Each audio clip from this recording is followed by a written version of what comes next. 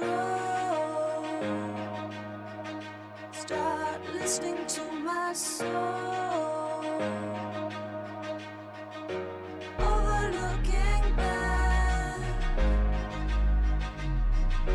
Where's the point in that? And it feels good, so good. Coming back again. Rising up, above. Fear and its pain. Letting go of memories. Knowing they get to find me. Rising up, above. Feels good. Starting to believe what will be, will be. Overlooking back. Where's the point in that?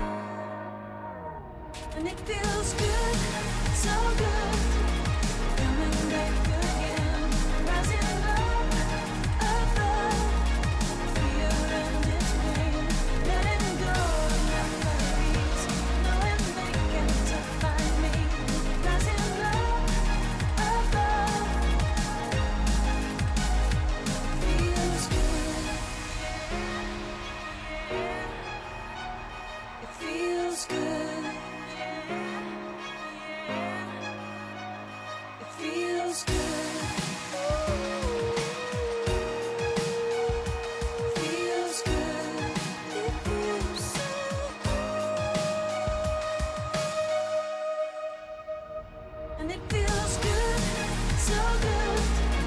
Coming back again. Rising up, above. Fear and its pain. Letting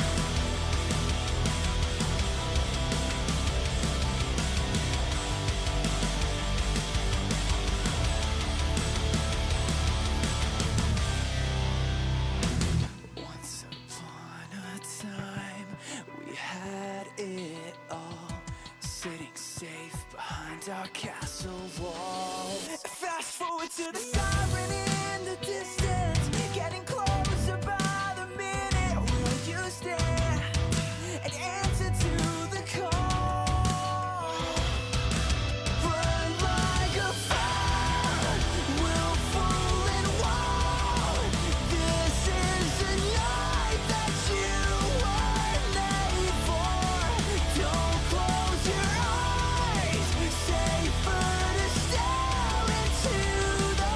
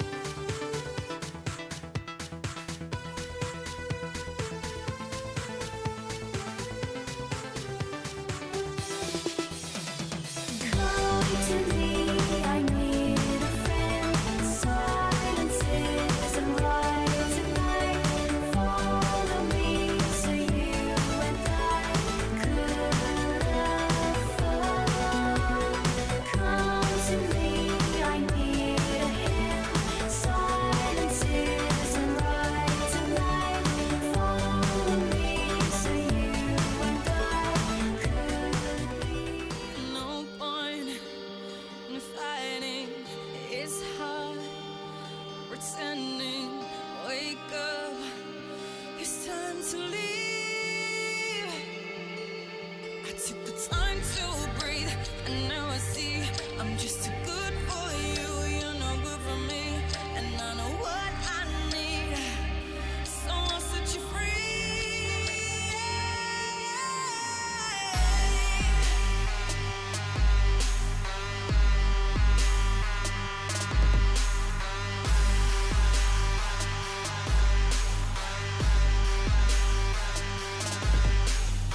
Sad words are spoken.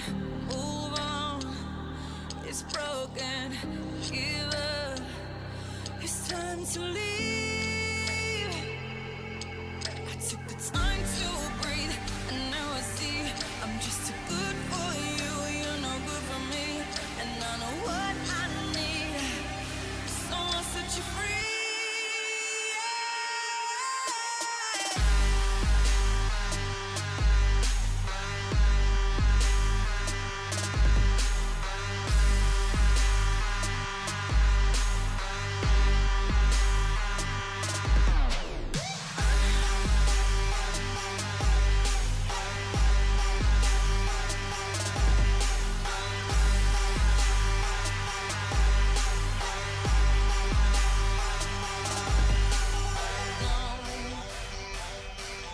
Don't you come and beg no more.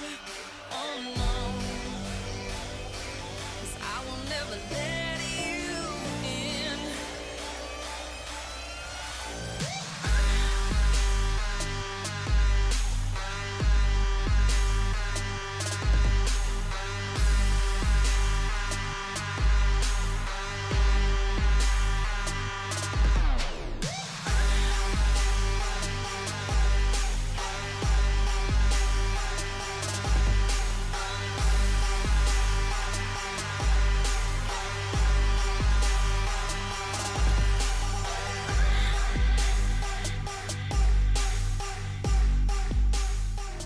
I'm hanging on your every word. The love inside, I feel it burn. I've never felt this way before. I've had a taste, now I want more. So here we are, just you and me. I'm overwhelmed when you touch me.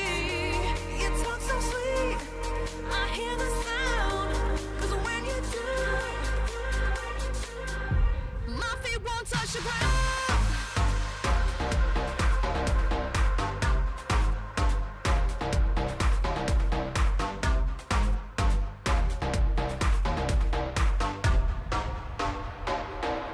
My feet won't touch the ground.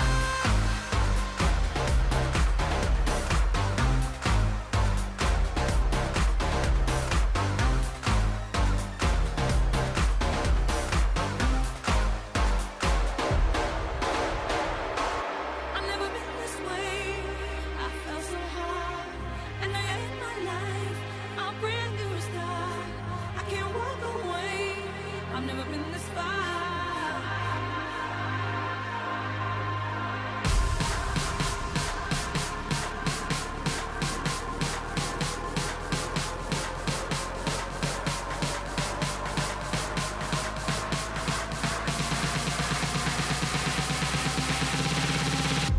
My feet won't touch the ground.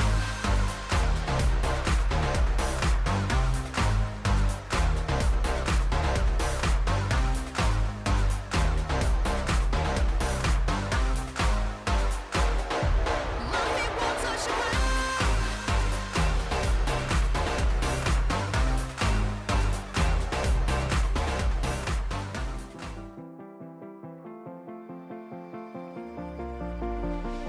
Got a feeling nothing is forever.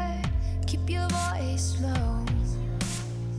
The sun is high, but I wish I could bathe in the moonlight. Ooh, this is it now. Come out of the shadow.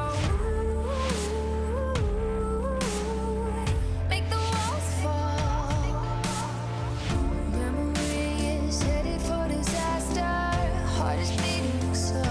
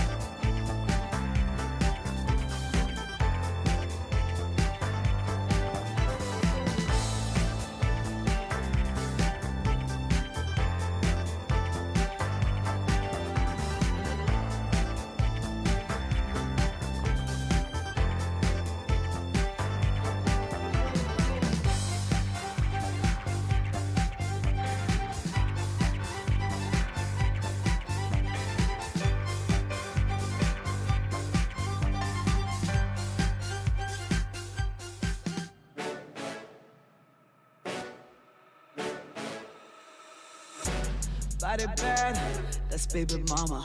Pretty girls come and play in my arena. I'm so cocky with these bands, mucha bonita. She's so cocky with her hands, oh mamacita. Making money daily, it's a natural high. Focused on this guapo like a fiend day and night. Spinning bands, we don't see no price. Spinning bands, what a time of life. Wake up every morning and I'm counting all my blessings. Then I count the money cause I triple these investments. We stay lit and they mad, we don't care, get the bag. We stay lit and they mad, we don't care, get So let them look, cause we don't mind. So let them look, cause we don't mind. So let them look, cause we don't mind. So let them look, cause we don't mind. So let them look, cause we don't mind. So let them look, cause we don't mind. So let them look, cause we don't mind. Diamonds up, diamonds up. So let them look, cause we don't mind. So let them look, cause we don't mind. So let them look, cause we don't mind. Just let them look, cause we don't mind.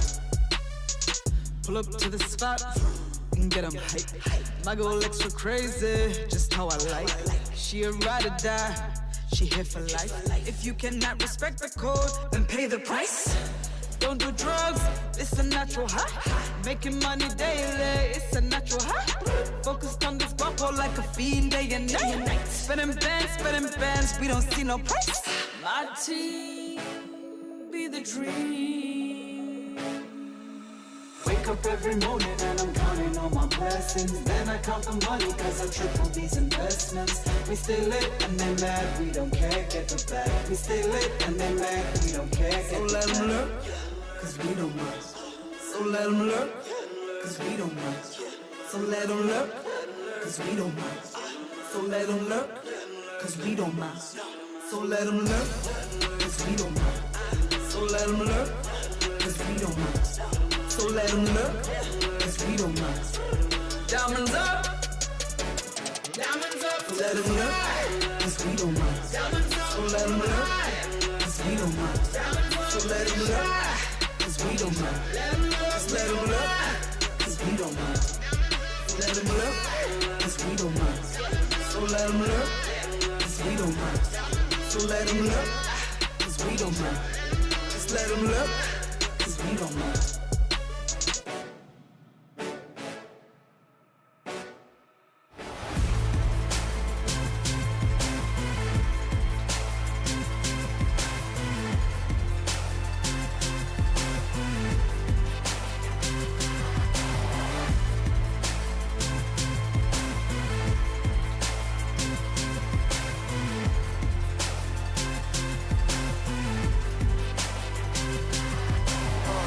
This is game over, you can feel the ground rumble. When I hit the ground running, you should move a lane over.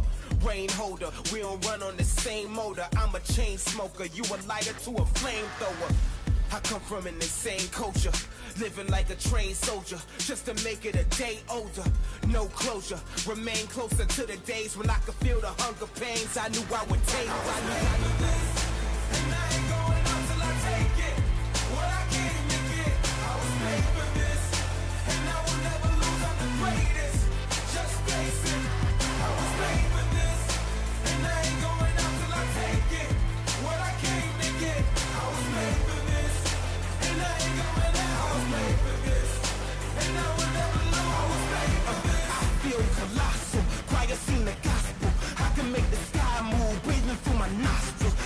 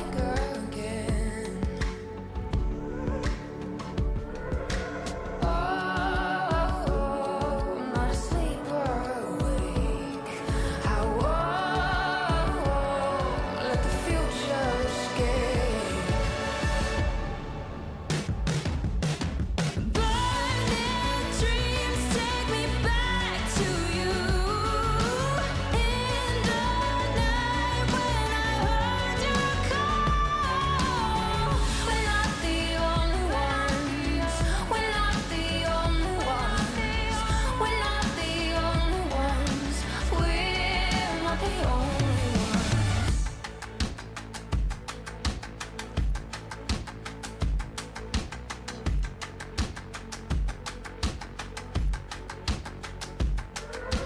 Heads down,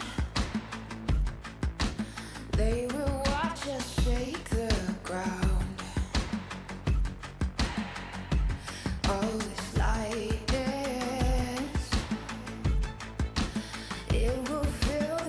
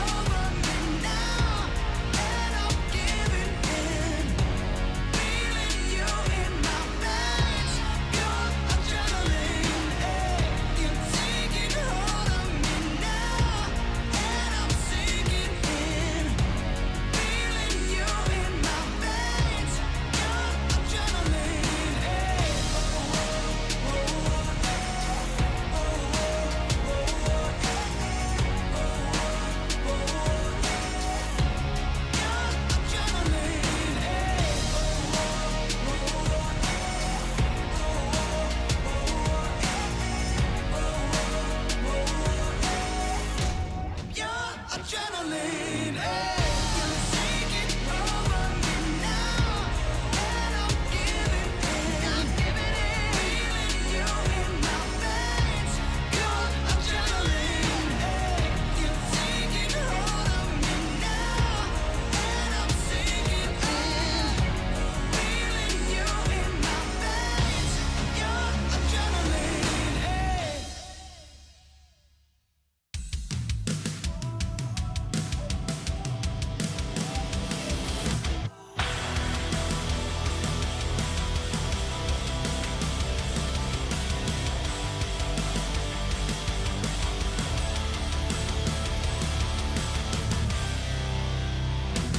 Once upon a time, we had it all, sitting safe behind our castle wall. Fast forward to the siren in the distance, getting closer by the minute. Will you stand and answer to the call? Burn like a fire, willful and wild. This is the night that you were made for. Don't close your eyes, safer to stare into the sun than to turn away from what you could become. This was once a perfect symphony, soft and steady like a heartbeat. But these notes turn dissonant and sour, getting violently devoured. So will you stand or let the curtain fall? Burn like a fire, willful and wild. This is the night that you were made for. Don't close your eyes, safer to stare into the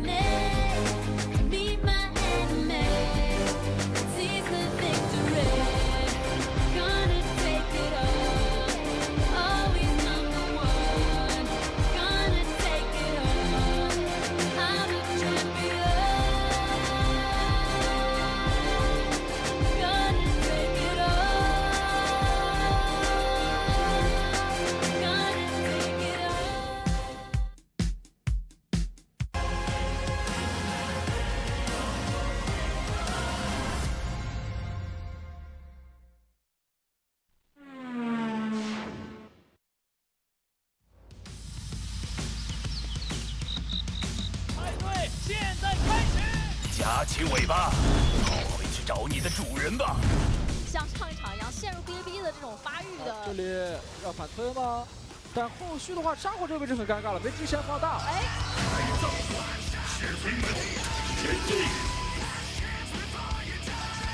很尴尬了，被机先放大。哎呦，这里拉到直接单杀拿下1血。闻到懦夫的味道了吗，刚宗？说猪女大招也是快好了，想接一波团的，还是差一点时间。但是这个位置可以看得出来，他是想在侧面给压力，像懦夫一样逃窜的。中塔还要推的话，LNG 想打，猪妹大招先甩出了之后，这边 Lucky 闪现拉开一个身段，爬过来的一个阿修罗没直接收掉。飞机一个 W 上去点掉维鲁斯之后，这边宝蓝能跑吗？好像也有点难跑了。寒冷不会心存怜悯，喂不饱野兽的话，你就是食物了。这上路已经炸线了，下路找到机会上来一个抬，逼了一个闪现。哦呦，这个 W 抬的真的准，但转头一勾 ，Miko 这边也得赶紧交自己的闪现。这边技能多呀，而且倒钩的羽毛数量是不够的，猪妹这里只能强行下路帮忙越了。兄弟 ，Miko 没闪，我们这波怎么说 ？Q 闪没有打到 Miko，反而是塔莎本身又被抬了起来。动起来的目标才能活得更久。泰坦这里还好有个护盾，换了一个，第二个还有，完了炸穿。哇，这一波扛塔上出现了问题，舍身扛到极致了之后，是老贼在扛塔呀。这身皮肤活在我身上，与我一起囚禁我的人们，将付出痛苦的代价。这波场上很关键，塔莎这个位置确实好像不错的样子啊，没办法，又是阿修罗，有个机会，又是阿修罗，但是阿修罗是有水泥。水泥的阿修罗并不好杀，这边要过来了，老牛一样，Q起来4个人，九桶接大招，瑞文这边进场，想先把卡塔这边是拉了一下瑞文，但自己应该是要被秒掉了。狼星也进场打出瑞文的一个春哥，看莫格纳已经倒地，狼星想先小炮被秒掉了。跪下，你们这些凡人！小炮被秒掉了，卡莎这边进场，狼星这边战斗力很强，又是 Q 一人炸死了阿修罗，狼星这边1个人断了对方3个，打了一个 triple kill。如今，我侍奉新的主人，湮灭。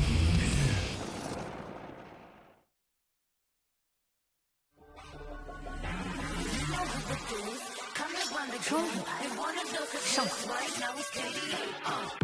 给我一把好刀，再给我一个目标就行了。前面2波的这个回程都是有点瑕疵，但这一波如果 LG 不犯类似的错误的话，我不认为还是难打。这边要开阿卡丽，我就在这儿。开阿卡丽，但阿卡丽这边还是有生存能力的，这边南宫大招下的还可以，但是伤好像差了一点。这边骚风进场直接被秒掉了，阿卡丽技能挂在一个皇子身上，这边明怎么办？小明的话应该是被换掉，但是纷纷这边也是个大人头倒地。如果他们够聪明，就已经下过胆了。卡莎切过来，切到对方3人配合阿卡丽，阿卡丽拿了一个3杀，优在这边还有大招秀，倒钩有没有？这里的话，优在应该是要被换掉了。卡莎跟阿卡丽活到了最后的最后，3换5杀的阿卡丽。我的天哪！果然，忍者 buff 仅存1个的时候才是最强的。我已经在考虑下一个目标了。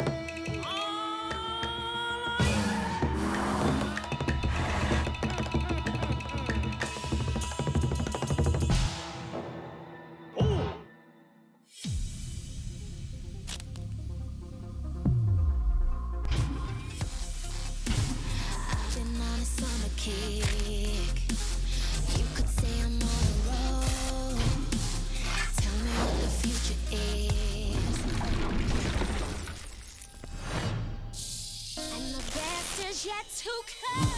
Like summer nights, rain. I'm gonna dance, tell you my name, and I'm free. You should do this here, top of my day.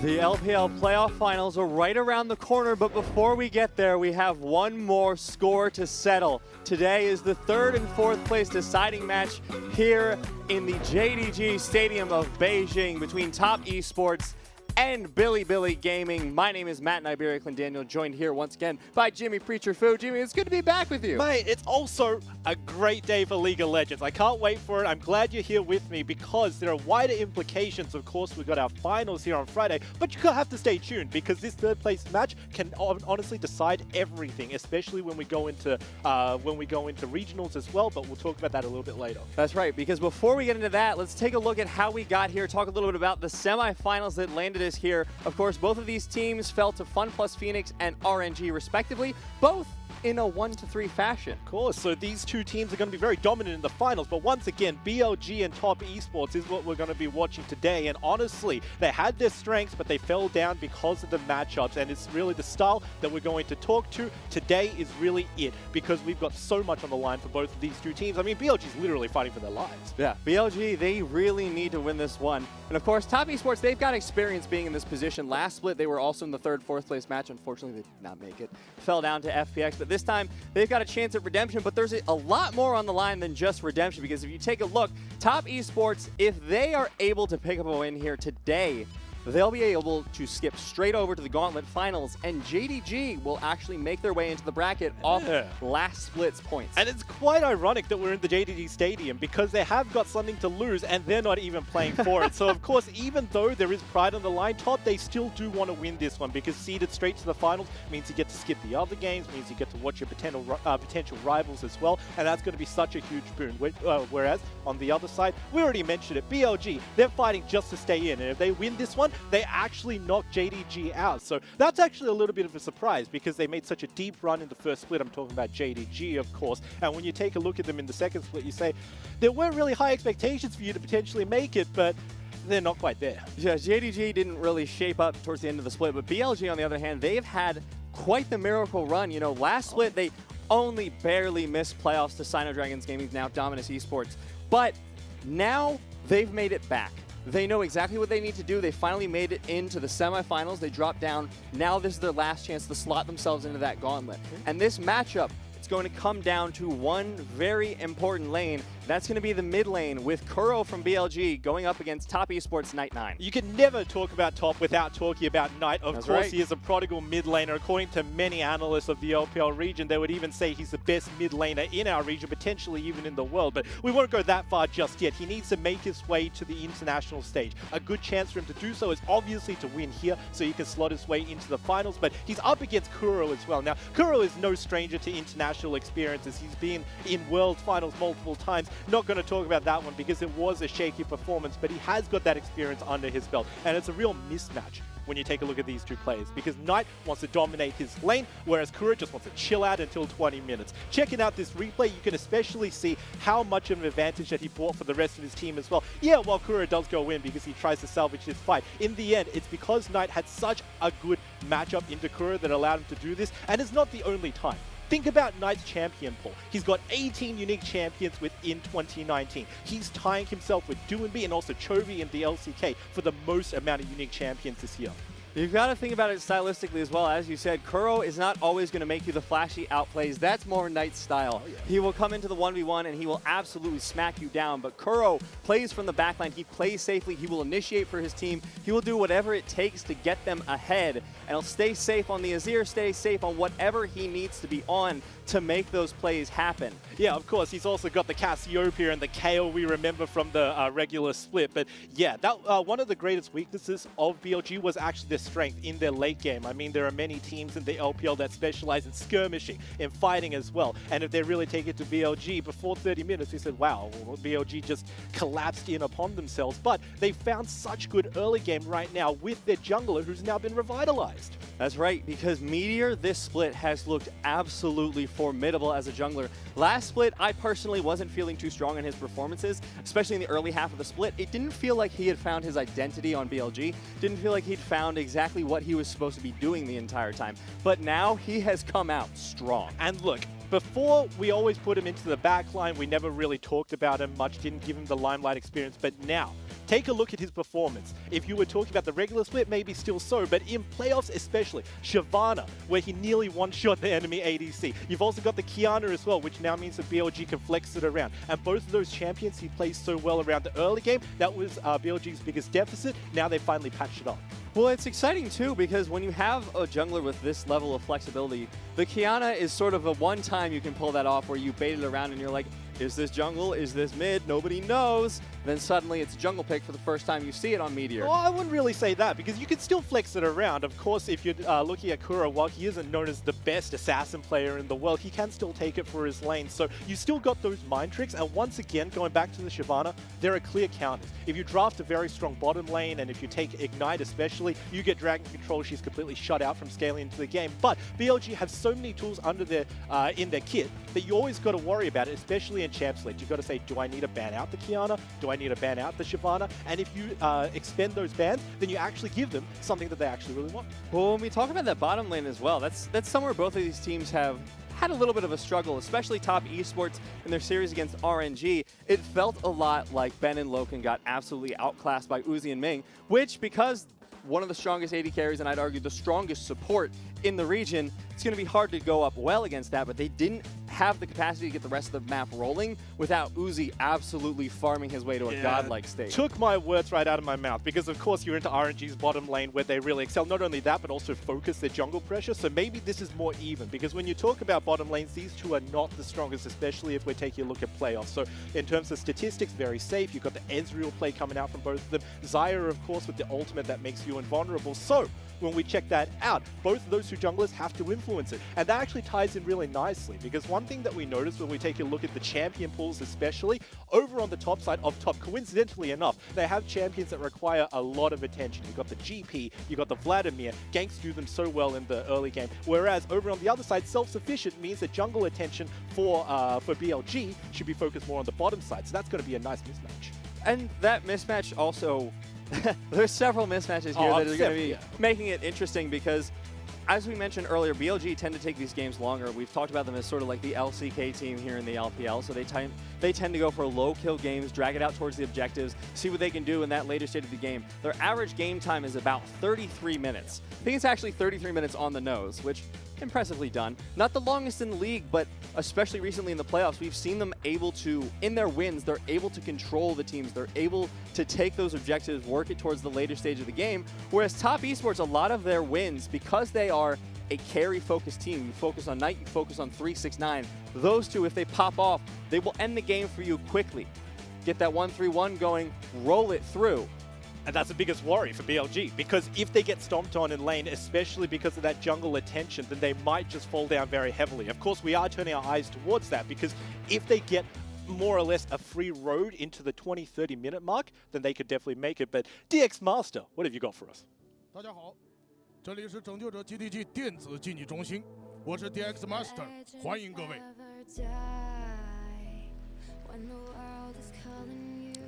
今天的舞台可能跟以往有一些不同，没错，因为即将要在这里举行的是我们夏季赛、季后赛的季军赛。对，季军赛。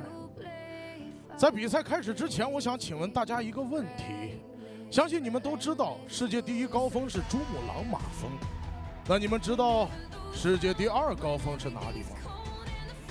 第三高峰、第4高峰、第5高峰、第6高峰、第7高峰、第8高峰，或者你们根本就没有在意我在问什么。但是有那么一群人，他们可能是来自云南小镇的无知少年，可能是来自传统体育家庭的一个热血少年，也许他们是来自异国他乡的逐梦少年。他们在这个夏天翻越了一座又一座的高山，他们用自己的方式谱写着这个夏天属于他们自己的故事。他们这么做，就是为了向世人、向自己证明那颗还在熊熊燃烧的魂。他们就是哔哩哔哩 Gaming。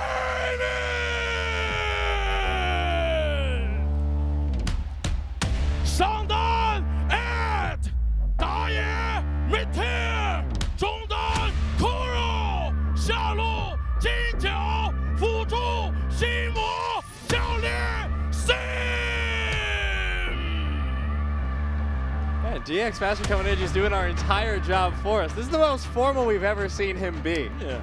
Pretty sure this is... I mean, he's in a suit, he's in a tie, he's definitely showing us up here. What the hell? He's not in any kind of costume, timing his speech with the music. This man is polished.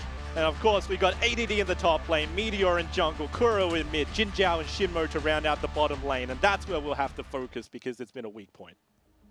Let's see what DX Master has for us. Of course, he's going to be introducing the other side of things. Let's see how he decides to introduce top esports. 吃着不明所以的瓜，发着言不由衷的话，但偶然间，你发现他们失误了。于是你编辑了一段刺耳的话，发了出去，将手机扔到一旁睡去了。但是这段话传到了他们的耳中，你猜怎么了？他们的心碎了，碎了一地。他们还能怎么样？他们只是弯下腰，把这些碎了的东西捡起来，捻吧捻吧塞回去，继续前行。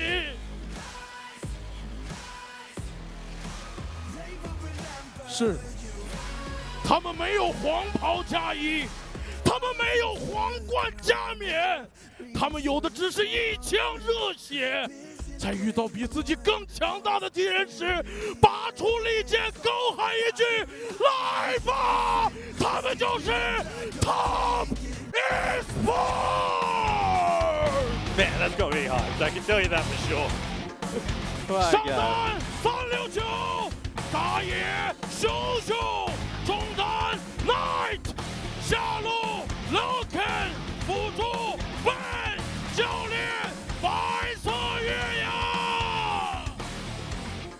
DX Master's going hard, man. You can feel the energy. Even though he might be very far away, we can feel the energy from this spot onwards. And look, when he introduced that team, especially looking at the top side of it, it looks so damn strong. Exactly. The bottom side, as we said, something they have to worry about, but 369 in the top lane, Shung Shung, a.k.a. XX in the jungle, Night 9 in the mid lane, and Loken and Ben rounding out the bottom side.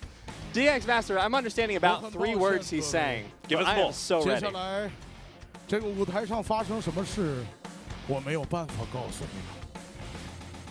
也许未知是竞技最大的魅力。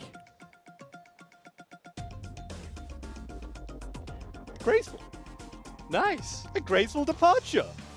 I'm not used to it. He's got layers. He's like an onion. And he's coming to steal your job at the very least. Man, that hosting was fine, if I can't say so myself. I love me some DX Master, but I also love me some League of Legends with BLG versus TOP Esports coming in once again towards this 3rd, 4th place match, and they're looking to locate themselves towards the finals bracket once again. So they have a lot riding on the line. A lot of people would be saying, well, how much does that matter? If you look at Invictus Gaming and how everyone was confident that they were going to do well, turns out you get them into the quarterfinals, they fall down to LNG. And now, You don't want to risk that if you're TOP. Exactly. So everything is on the line. And even though they are still secured into the play-ins, they want to be in first place. They want to skip all of the rest of the competition. They want to see what the meta looks like from other people's perspective as well. This is a good chance, but still a reminder that this third place game and also the finals will be on 9.15. So a lot of familiarity of what we're used to, not a particularly big patch when we take a look at the changes from 9.14. So it'll really be up to the defined play styles. When we talk about top esports in particular, you've got the jungle. You know, you can never talk about Knight without talking about XX as well. His wingman always around, ready to get him ahead, ready to help 369 as well. Because in the top side, like we mentioned earlier, the GP, the Vladimir, a lot of attention required. But if you give that attention, boy, they become very strong champions very quick. Yeah, and it's interesting if you look at these statistics here because there's two ones you want to look at. Gold difference at 15 and Baron percentage because it tells the story that we've been telling about TES versus BLG this entire time. Top esports, they're going to be so strong in that early game. They were just going to try and crush you down with those solo lanes. But when you get to the later stages of the gaming, that's where they and BLG still shine. Top esports going off the strength of their early game, Bilibili going off the strength of their macro. The similar Baron percentages, that's how BLG like to win. For top esports, that's how they slam it home after they've already dominated you. It goes further than just the statistics. It comes from their champion picks as well. When you take a look at the jungle, you've got Gragas, you've got J4 for XX, which obviously means that top want to play aggressive and want to play early on. Whereas over on the other side, Rek'Sai, Silas, very good at getting you towards the 30-minute mark. And what is waiting for you at the 30-minute mark? Glad you asked, because there is, of course, an Azir in the mid lane that Kura has been playing a lot of in these playoffs. Yeah, well, Azir Corki, that's been sort of the joking plague that everyone had been talking about on 9.15. They're like, oh my god, Azir Corki's everywhere. It's in the LEC, it's in the LCS. What are we going to do? How are we going to escape it? Well, usually I'd say come on over to the LPL, but Kuro has been absolutely stomping around on those two picks. Look, and for any other team, I would say that's a bit of a snooze fest, and it's a bit of a cop-out because you don't really want to go out there with your mid lane picks, especially seeing as Kuro is not really known as an aggressive assassin player. However, for BLG in specific, I love it. I loved his Azir play because earlier on in the playoffs, he actually paired it with his jungle who got a Kindred as well. One of the greatest pairings there is because Kindred puts down her ulti, all of your enemies rush in, they just get bopped out with the shifting sands as well. So of course it is a nice duo to have for your team. And I like the creativity that BLG does that very few other teams do, because other teams that pick out Azir, they just say, I want to have a very nice and safe mid lane. I don't really want to get him ahead, but I don't really want them to fall behind as well. But yeah, BLG really cemented. I want to see what BSYY and Coach Sim have in store for us coming into the draft, because for Kuro, this is such an incredibly important matchup. Normally, we're not going to see him just absolutely slamming down the laners. His style, especially last split, but still remains a little bit this split, was more to roam and help the side lanes. But Knight just slams in those mid lane matchups. He is the golden left hand. FLICKR Jr., you know, best mid laner in the world, whatever you want to call him. He's been talked about a lot for good reason, because he is that mechanical monster. And up against Kuro, who doesn't have that same level of lane dominance, for BLG, that is a big concern. That's really the difference. So we got to keep our eyes on the early game to see where XX goes, because if he pairs up with Knight, we've already seen the devastation that they can cause. We already talked about the early game. We already talked about the fact that Knight has such a deep champion ocean at this point that he can pick out pretty much any counter pick. But more to your point, if Knight gets ahead early, you should expect him to roam, especially to the bottom side. If you 4-man, even 5-man with the TP down there, then it's nigh unstoppable. And that is really one of the hardest counters towards BLG. If you could disrupt their safe road to 20 minutes, safe road to 30 minutes, then that could be the start of their downfall. They make it to that later stage of the game, though. That is where top esports need to start being a little bit concerned, because in their playoff series versus RNG, and they kind of fell a little bit flat on the macro in the later stages of the game. They had this beautiful composition. They were like, okay, we can 1-3-1. Let's not do that at all. Let's give up the side lanes and let's try and push it down.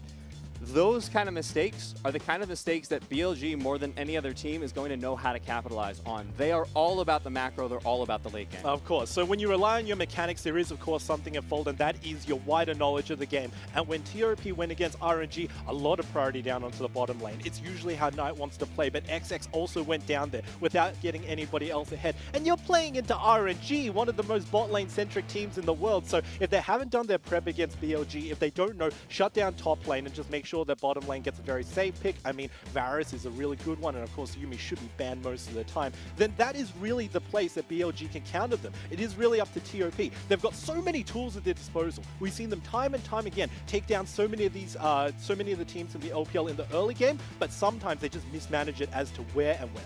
It's interesting because you look at their game time and it's about 30 minutes. Third fastest in the league, yes. But that's because when they have really quick games, they're really damn quick. Oh, yeah. But when they have longer games, I mean, the 2 longest games so far in this split have been TOP Esports series at 52 and 53-minute games, respectively. If you try and pull that against BLG, they're just going to smack you down for it. They've got so much coordination, and while you do say that BLG is a good team-fighting team, Top Esports are good at skirmishing. The 2v2s, the 3v3s, that's the differential that we have to watch out for in this first game. Of course, we're going into draft now, and BLG have already banned everything out. Top Esports finally locking their last ban, so BLG taking away the Yuumi, the Akali, and the Elise. Top Esports answering with Olaf, Silas, and Aatrox bans. A lot of focus on the jungle. Yeah, but one interesting thing is that Top hasn't actually prioritized the jungle matchup. So, of course, you've got the Shyvana still on board and you've got the Qiyana. Now, of course, the Qiyana can be flexed and the Shyvana has very clear counters, but I'm still looking forward to BLG, especially the jungle pickup, because Meteor has shown that he can pick up pretty much anything under the sun, play towards that early game, and really disrupt Top Esports before they can get ahead. Let's see if he goes to that direction, or let's see if he goes more towards the scaling, because he was known for the Olaf can't play at this game. Tom Kent's going to be locked in there for BLG, and Top Esports going to answer with a support of their own. They're going to pick up the Rakan. Would expect a Xayah pickup here, but also the hover there for the Gragas. This is one of XX's most popular champions, or most successful champions, and I expect him to pick it up here. Because if you're going to put him on anyone, put him on that Gragas 10 times out of 10, or Jarvan. Still a very good champion for him. He's got 7 games and 6 victories on this Jarvan, so very in the wheelhouse for XX. But they don't actually pick up the Xayah, and this is actually really strange, because when you take a look at the bottom lanes, Jin Zhao is not known to be an Ezreal player. In fact, the only known Ezreal player in the league is Loken, but taking it away from him means that he needs to go off of his comfort zone and go for something else safe. Having said that, though, Varus is extremely safe, can match the poke with his piercing arrow as well, and with the Rakan to boot, not a bad matchup, especially into a TK. Well, you're talking about matching the poke at this point, Creature, and look at BLG's composition at this point. It's really hard to match both Ezreal and Corki there. We've talked about it before coming into the pick bans. Kuro is going to know exactly how to play this. He's got plenty of experience on it because we've had plenty of time for him to work on it here in 9:15. So a little bit concerned if he gets to the poking stage of things. And also tunneling very hard onto the late game. BLG already drafting towards this style. Jungle is still conveniently open, and Top know this band off to Gragas because Gragas is a nice all-round early game jungler. But like I mentioned, the 2 other ones that Meteor has really pulled out for the playoffs and made a name for himself on, that's really where we have to take a look at. Does the Qiyana actually warrant a ban? Or will Top let it through? If I were a betting man, I would say they're going to let it through here because I don't think it earned like a 100% pick ban priority from him there. Yeah, and also Kuro is not really known as as an assassin, so if he was practicing, maybe that would be out in the wheelhouse, but of course the Sejuani ban means that they don't respect Kuro's assassin play enough to take that off, and if there is a Qiyana in the jungle, very easy ways to disrupt that. A roaming Rakan along with a J4 could definitely put hell into an assassin. And I'm liking the Sejuani ban as well because that plays along the BLG style. Strong enough early ganks to affect the lanes, but once you get in the later stages of the gaming, that's a scaling hyper tank. You've got problems. And the Gangplank ban, smart against Top Esports. Yeah, because that is one of the most played champions for 369. Another good one is the Vladimir, obviously hovering it now. Would be a nice way to give themselves a guarantee into the late game. Of course, if a game goes that far behind, you can obviously have the insurance, and 369 has played it a lot. If I take a look at my notes, 5 wins out of 7 games that he has played. So a very nice champion for him. He's got the experience, and it does mean that XX should be focusing on that top side a lot more. Oh, lock it. Lock it! Don't BLG, play with our hearts. Don't you do this. Come the on. Shyvana, we've seen Meteor perform on it before, and it combos well with the Corki and the Ezreal with the amount of poke it pulls out. He's the only one to pull it out, and he might not pull it out again today. Look, I don't want to see it into this comp in specific because you've got a Varus. A Varus controls the Dragon Pit so heavily, so that means that Shyvana can never get there once he gets his level 6. So very smart pickup in response. Breaking my heart here, both you and Meteor, but he will get the Skarner. Yep, he will get the Skarner. He'll pick up the Gnar on top of it. Oh, All right, I'm not even going to talk about that one, Knight. Let's talk about the Skarner and the Gnar for the time being. Okay, so of course the Gnar is a very good counter to Vladimir because you have got the range. I shouldn't say counter, but it's a very strong matchup in the sense that you shouldn't get poked out. But I wouldn't even discredit this in its entirety because Echo, along with any other burst mage in the mid lane, he can do very well into Corki. That's what I said. The hardest counter to Corki traditionally was Sylas. Echo does very much the same thing at the very least before level 6. So I'm looking forward to this matchup. Knight definitely wants to kill his opponent in the laning phase. Knight, Echo in playoffs. Yeah. This is what I want to see. I was expecting BLG to be the one pulling out every last stop, pulling in every new composition, every new idea imaginable. But instead, it's Top Esports. They want to put Knight on something they trust him to carry on. I'm going to be spending most of my attention on this mid lane. And that's a good place to look, Niberia, because if you take a look at that Echo, he wants the early game advantage, actually taking TP because he respects the amount of poke that can come out of the Corki, but you don't need that extra burst damage when you've got a Jarvan inside of your team comp as well.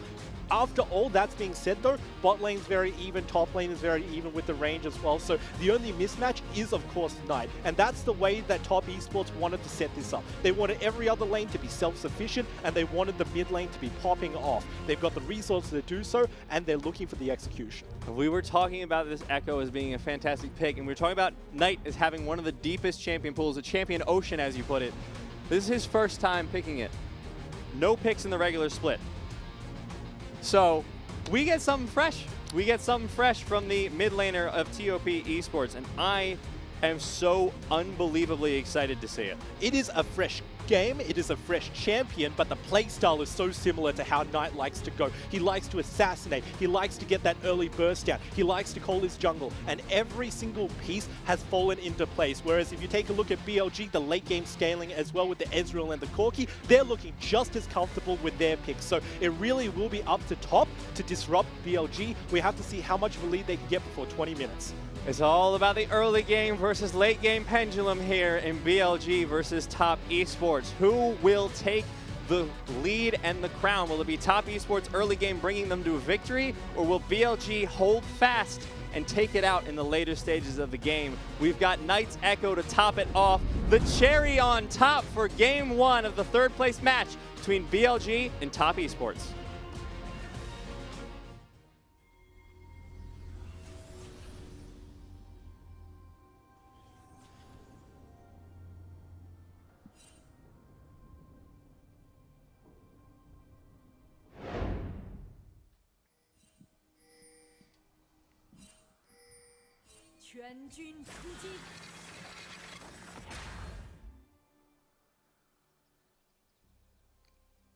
Unfortunately, I don't hear the crowd. No. I'm sad. Very late cheers.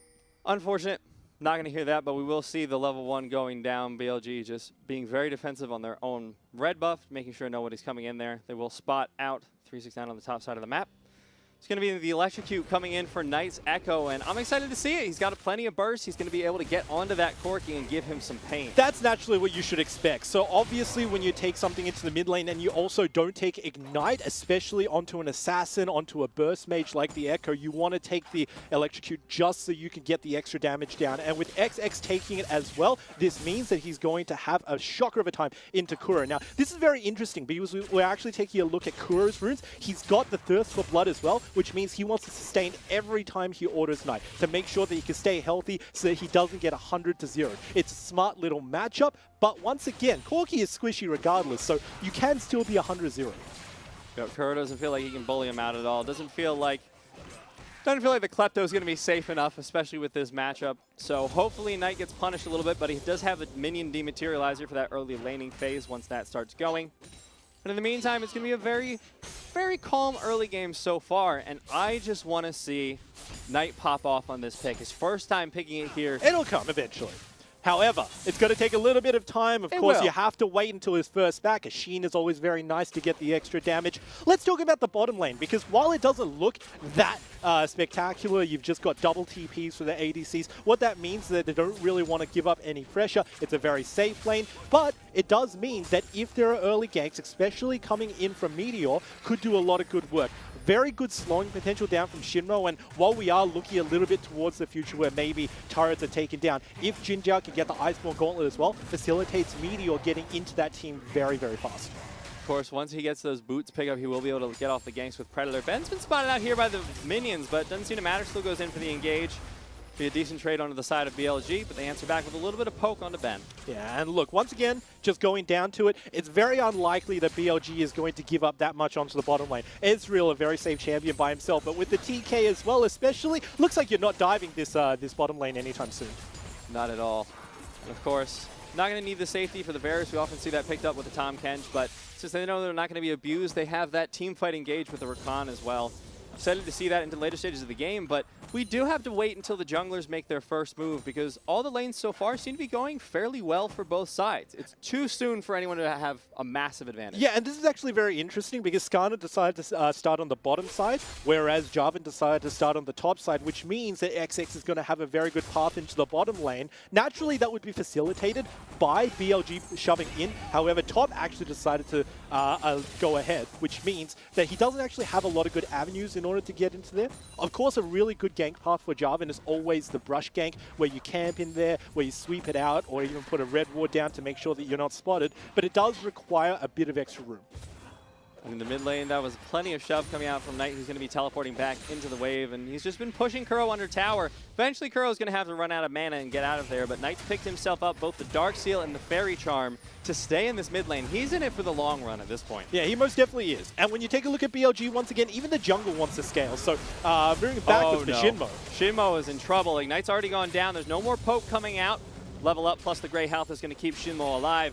But look at Knight. He is going deep into the enemy jungle. I think he's just trying to put down a little bit of vision. Make sure that his bottom lane is not aggressed upon. And the most important thing is the fact that there was still a heal onto Shinmo. So even less dive potential from top esports. But I want to focus down onto the top side especially. Because while it is a race to level 6 for Meteor, XX is much different. As soon as he got to level 2, he had many good avenues to gank. Foregone them because, of course, the lanes weren't set up in a very good position. But now, with level 5, still with the gank potential over Meteor, he should be making his impact. He was focusing around the top lane. I expect to see him go up there as well. If you take a look at the minimap, Knight is joining him. Oh no, this is going to be a scary roam up here for ADD, but he already spots it out. Just going to hop away to safety. XX going to plan towards that. He knows where ADD is going to be when he gets back, and they're going to back off from this. So good eyes from BLG, good instincts, knowing exactly what was about to happen. Yeah, well, you kind of need to if you're a late game team, right? Yeah. As soon as you see anything coming to you and you take a look at the clock, oh, look at that. The first number is not 3. Yeah, no, you don't really want to take that fight. So ADD, once again, actually not a terrible time for him to back because with the Dorans, usually we say, wow, that's a waste of money, but it's extra sustain into a Vladimir as well. That's what you need. Uh-oh, Kuro in a little bit of trouble. XX finds the flag and drag, forces away the flash there. Electrocute not going to be too much damage. Knight's hit level 6 with his ultimate, so he's just going to leave the lane a little bit once again. We saw him invade really aggressively onto the Raptors early game, and that is such cockiness. But he wants it. He still wants to stun. Not going to be able to find it. Might be able to find the kill regardless. Takes Kuro down so incredibly low between the towers.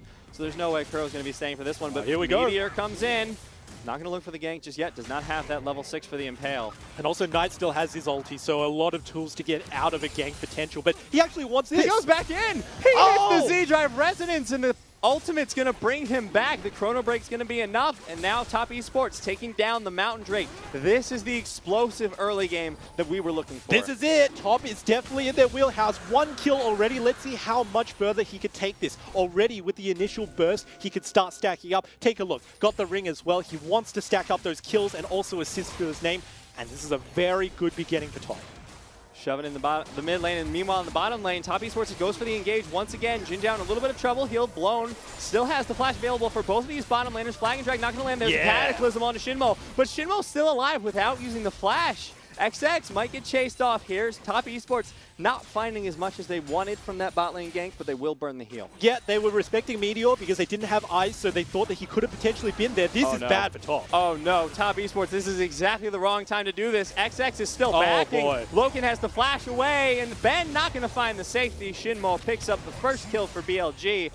But you don't want that going on to the support. Especially seeing as Loken just backed off, had to flash as well. Better that he gets out than Ben does and dies as well. So, it wasn't the worst case scenario for Top, but being set back down means that they need to do their work all over again. Getting that initial lead was really good for them, but they must make the climb once again. Now we're looking at the top lane, and it has been mostly untouched this entire time, and we're seeing the results of that is This Gnar so far is just absolutely bullying out 369. He already picked up the healing reduction. That's what I was Double about to Dorans say. with Call. Let's take a look at this fight one more time. Yeah, so he locks up TK, which is the important thing. And while XX thinks that he has enough burst and a very early heal used, this is the point where Top should have moved forward, but because they don't have vision, they thought that Skarner could have potentially been there. So they back off, and while XX gets out very safe and clean, already starts to channel his back, this is where Top's bottom lane goes in. Very questionable because they don't catch anybody, but even if they did, I doubt that they would have won that straight fight. Let's look at the picture-in-picture here for a minute, because we all know Ben got taken down. That's very sad, but Top Esports just went for an invade on the blue side of the jungle, and despite ADD's strength, they weren't really able to push off Top Esports all that effectively. Blue buff stolen away, I believe, there by XX, so he's going to have a double buff ticking on him, while blue buff is still available. If Knight's able to get that, that is infinite shove in this mid lane. And also infinite poke, mind you, which is so strong because he doesn't even need to take a turret hit when he starts to dive Kuro for just that 3-hit proc. But more to the point, now that Meteor has hit level 7, already got his ultimate on his kit, he can start focusing around the top side of the map. So much control on the bottom side, especially with Loken's ultimate that can completely hard counter a Skarner from engaging onto your team, means that you would much rather focus on a lane that can't get out. For instance, like a Vladimir, who can pull, but straight after a pull, you could just bring him right back into your team. Not going to be shoving out the mid lane, and now we've finally reached a point where we can breathe, Preacher. But at this point, like you said, 369 going to continue to be shoved in. Now, this is a concern that we were having a little bit. We talked about this before the game, where 369, if focus is put into shutting him down, he has trouble bringing his way back, either mentally or just through play. We've seen time and time again, if you want to take down Top Esports, you either go through the bottom lane or you tilt 369 off the face of the planet. Yeah, that's definitely the two ways to play. Doesn't look like BLG want to focus too much onto the top side. It is a Vladimir, so eventually they're going to have to pay for that in the late game tax. That is, of course, that massive ulti that amplifies everybody else's damage, but still, they're looking to skirmish. Uh-oh, here comes the Impale. It's going to land on an XX. Kuro goes in, trying to get the engage. Cataclysm comes out as well. The follow-up. XX in a whole lot of trouble. Has to flash away, but it doesn't look like BLG can find anything else. Top Esports still aggressing onto that Raptor camp. Great roam from Shinmo as well, just to neutralize the entire situation. We were saying beforehand that while BLG is a better team fighting team, Top is an infinitely better skirmish team with 2v2s and 3v3s, so they just want to disengage the situation. Even though they have 3 members and they had the ultimate from TK, they don't want to extend the chase any further than they need to just disengage. Oh, Knight coming up for the top lane roam. Meanwhile, the do-si-do. Yeah, there is a Skarner in the area, though, so Meteor should respond to this. Not going to be able to find the CC onto ADD just yet. There's the Z-Drive Resonance plus the Electrocute. ADD has to flash away. There's the Chrono Break coming up, but Shelly resets as well. So Knight's roam going to be able to stop Meteor from soloing away the Herald. It was a respect ultimate from Knight because he knew that that ultimate could have condemned him to death from Meteor. In the end, not a very strong roam.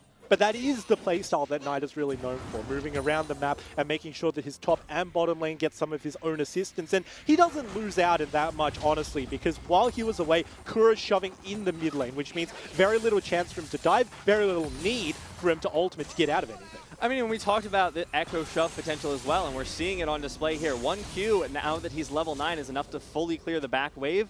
If you're able to shove out with all the mana sustain you have, all the AP you have, you can make those roams and you don't lose all that much, which is why Knight is still even in CS, despite the 4 or 5 roams he's already made. And a quick point to mention is also that he got his Proto Belt very fast, which means that he's got that added potential. Ben's looking, but so is Shinmo just to disengage. Shinmo's there for a little bit of safety, and Knight's going to just have to clear out this wave real quick. Perfect CS under tower. Ah, so beautiful. And more importantly, this is exactly what we were looking forward to. With the Varus, of course, available, it means that Meteor can never really get any priority around the Drake pit unless he hard ganks, but scratch that. He looks like he wants to actually go for something very aggressive. This is not in Meteor's wheelhouse. He doesn't want to go towards that direction. He can just get rooted down so hard by the Varus' ultimate and just get taken down before he can have any impact. So he shouldn't be focusing around this, but they recognize the fact that XX is on top lane, and they just want to make a trade. It's a Cloud Drake. It's not one of the best Drakes, but it's what you have to take. And they saw ban up towards the mid lane as well, so they knew there was no way the full bot lane could contest this. But as a result, Top Esports are going to be able to trade away the Herald. So Cloud Drake for Rift Herald. And in an early game team like Top Esports, I'll take that Herald. Yeah, I'll take that Rift Herald. Of course, the Cloud is good, but can he get away? Yeah. Shout out to Soaz, because Soaz is here for the finals, and that was a nice Soaz TP to get himself out. BLG going to be able to push away onto this top lane. Should be able to pick this one up for the first tower. There's no way that an Ezreal and a Tahm Kench are going to take away the tower before you can get it taken away here. No, I mean, he's With got the four Sheen, man. but yeah, still unavailable. There's 4 people topside. Yeah, it's a Rift Herald as well. You're never winning that race, and more to the point, because you completely moved everybody else away, top could push for a secondary. Here comes the parallel convergence. Not going to be able to find the stun, I assume, because the Observer just ran away. But that first tower blood is going to be going on the 3-6-9, and Loken split up evenly. So 2 of the carries for top esports already going to be getting the gold they need in their pockets. Very scary, because as a late game champion like the Vladimir, getting those resources to make sure that he doesn't have that abysmal early game means that 369 can have a mid-game impact, group up with the rest of his team. Extremely scary for BLG if they decide to do the same, because that is the playstyle that they're known for. And look at the timing. Still before 20 minutes, still before the 25-minute mark when BLG are really comfortable in fighting, and it's really starting to hurt because top hasn't got the lead that they really needed, but they still have got that early turret to maybe fix that up a little bit. That said, with all the roaming that top esports have been doing, they've been sacrificing their CS a little bit. You can see in both the top and bottom lanes, Loken and 369 are down in CS because you have to back off if your support's roaming towards the mid lane. And in all honesty, they're not known as a CS team, right? They're never going to have that high CS because they roam so much, because they move Knight around with XX. But just managing to hold their own is very commendable. Checking out the turret plates, it is 5 on the top side for top, whereas 3 on the bottom side for BLG. Clear advantage because of the Rift Herald. Weren't able to trade away the full tower in time, and it looks like already top esports are rotating into a 1-3-1 positioning with Knight going down in towards that bottom lane. 369 staying up at the top, so this is what they want towards the later stages of the game. You have an Echo who can 1v1 pretty much anyone, and 369 can at the very least hold his own. And this is still very strong. So while BLG can hold this one out, it is still very well within the wheelhouse of top to just bust this game wide open for themselves, because you've got Loken in the mid lane. That's so much CC that you can lock down. If you can get 1 person or even 2 with your ulti, all of a sudden Ben engages. And then there's a dunk potential from XX. So the grouping is real. Top are definitely still within their element, but this game is slowly creeping away from them, because we are getting to a late game where the gold differential, honestly, is not that much between BLG and top, and BLG thrive when they get to late game. Yep, just an 800 gold lead. And while we're looking at that, though, what are BLG looking to do at this point to keep themselves in this? What is the trigger button for top esports where it says, okay, BLG, you no longer can come back? Honestly, the hero is Shinmo right now. He is moving around everywhere, trying to anticipate where XX is going to be, neutralizing every single gank that top has available. And if he can continue to do this, then it means that BLG are free. And when I talk about BLG, I'm talking about Meteor especially, because he's just been farming, hard farming his jungle whenever these camps come online. And take a look, a lot of resources in his wheelhouse. Peter going to have plenty as well. Knight is going to be able to pick up the blue buff there. 1-0-0.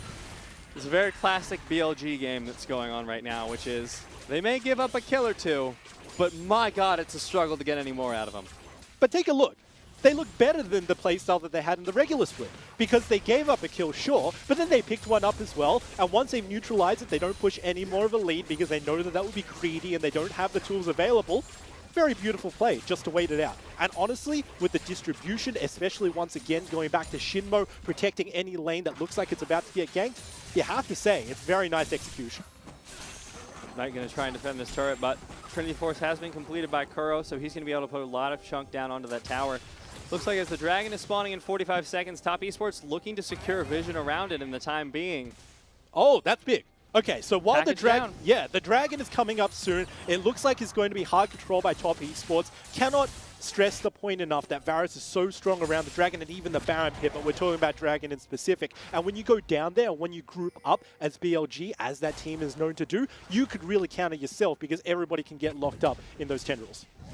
Loken's hit that level 9 point as well. He's got the Blade of the Ruined King, so plenty of damage onto these objectives if they want to take it. XX going to go in for the Flag and Dragon to find Shinmo. Shinmo still has the flash available, going to flash out of the Cataclysm. Now it looks like Kuro just trying to poke off as best he can. Knight takes the Electrocute off the back of it. Now the Cloud Drake in full contention here. Top esports should be able to take it away. Yeah, BLG shouldn't really be looking this way because top lane is still isolated by themselves, so it's going to be a straight 4v4. Doesn't look great for BLG. They sort of have to cede it. Teleport coming in here for Knight as well.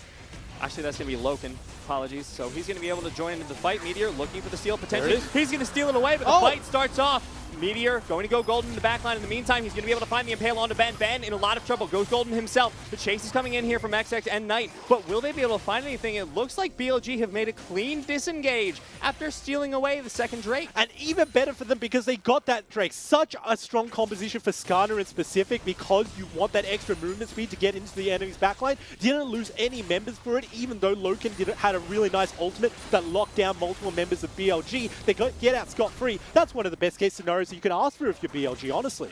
Yeah, Mountain Drake's still going to be in TES's pocket, but the other two Drakes have gone all the way over to BLG. And with 2 Sheen items, they should be able to make quick work of this tower. So Top Esports looking to be sitting on the back foot in the meantime. Yeah, and I was saying before, 5 minutes ago, still well within the wheelhouse at top, but looking like after that Dragon Steal, it kind of looks like the game is slipping away from them. Knight still has 100-0 potential, but take a look at which champions he's into. He's into a Corki who can package out of there, very long range, got a Valkyrie after that as well. You've got Jinzhao and an Ezreal who can always arcane shift backwards. It's looking harder and harder for him to find a target, and once again, going back to the fact that Shinmo can always disengage any single 100-0, yeah, Top Esports win condition is slowly slipping away from them. It's so hard for them as well because in those big team fights, if they want to try and get picks or skirmishes, anything, they need to have lockdown CC so Knight can actually get onto someone. Like you said, there's the Arcane Shift, there's the Valkyrie to get away for both the Corki and the Ezreal. Hell, even ADD has an escape. Yeah. So if you want to get onto someone as Knight, you're going to need lockdown. You either need your parallel convergence to land, or you're going to need XX to lock someone in with Cataclysm. 3 champions can get out of that, by the way. Yeah, and also that's a very important point, right? Because when we talk about XX, we have to take a look at his impact on this game. Very minimal compared to the Skarner, and while you do have a little bit extra CS, so what? Into a Skarner, so what that you have a little bit of extra CS? He has had so much room to just free farm. Meteor is now to the point where he can insta-run into the enemy team as well. Once we get our items back up, we can see what breakpoint he's up to. And more to the point, this is starting to get to the point where Meteor is outputting more damage than XX. Uh-oh, 369 in a little bit of trouble. Not going to be able to find the ultimate there. 369 blows the Hemo Plague defensively, gets a little bit of a heal there, but he's still struggling in this top lane, down by 30 CS, and that's pings onto the Baron. It's 20 minutes, but they're just going to clear out the vision. It's not what you want. You don't want to burn your ulti so close to a Baron. Of course, I doubt that BLG is going to turn their head towards the Baron so soon. They simply want to get some vision control over it, but nonetheless, if there was an emergency Baron that was called by BLG because they know that they have vision advantage, Top can't contest. And if you look as well, Meteor has Flash, he has Smite, he has Impale up. So if they're able to find a pick around this Baron pit, that's lights out for Top's chance of taking it away. And the next Drake as well is going to be another important point of contention. 2 minutes, it's an Infernal. And it kind of looks as if the Drakes really did favor BLG. First 2 Cloud Drakes, not that important for Top at the very least. Very little contention, even though Top went towards it for the second Drake. But still good enough for BLG's comp because they got a Tahm Kench and also a Skarner. Now that their comp has sort of come online and the next Drake is coming up very soon, it's an Infernal Drake out of all Drakes. So kind of looks like RNG's is definitely working the way of BLG. Chain of Corruption coming in, the flash away from Jinzhao. The Cataclysm's been burned. All the CC's onto Shinmo, but I don't know if that's who you want to know there for Top Esports, but they have the numbers, and they'll find the support dead in their sights. Now they're going to be pushing down mid lane as 5. Ultimate not going to be enough to clear out the wave there from Jinzhao. This tower is getting mighty low, but here comes Kuro. He's got the package available. Meteor has the Impale onto XX.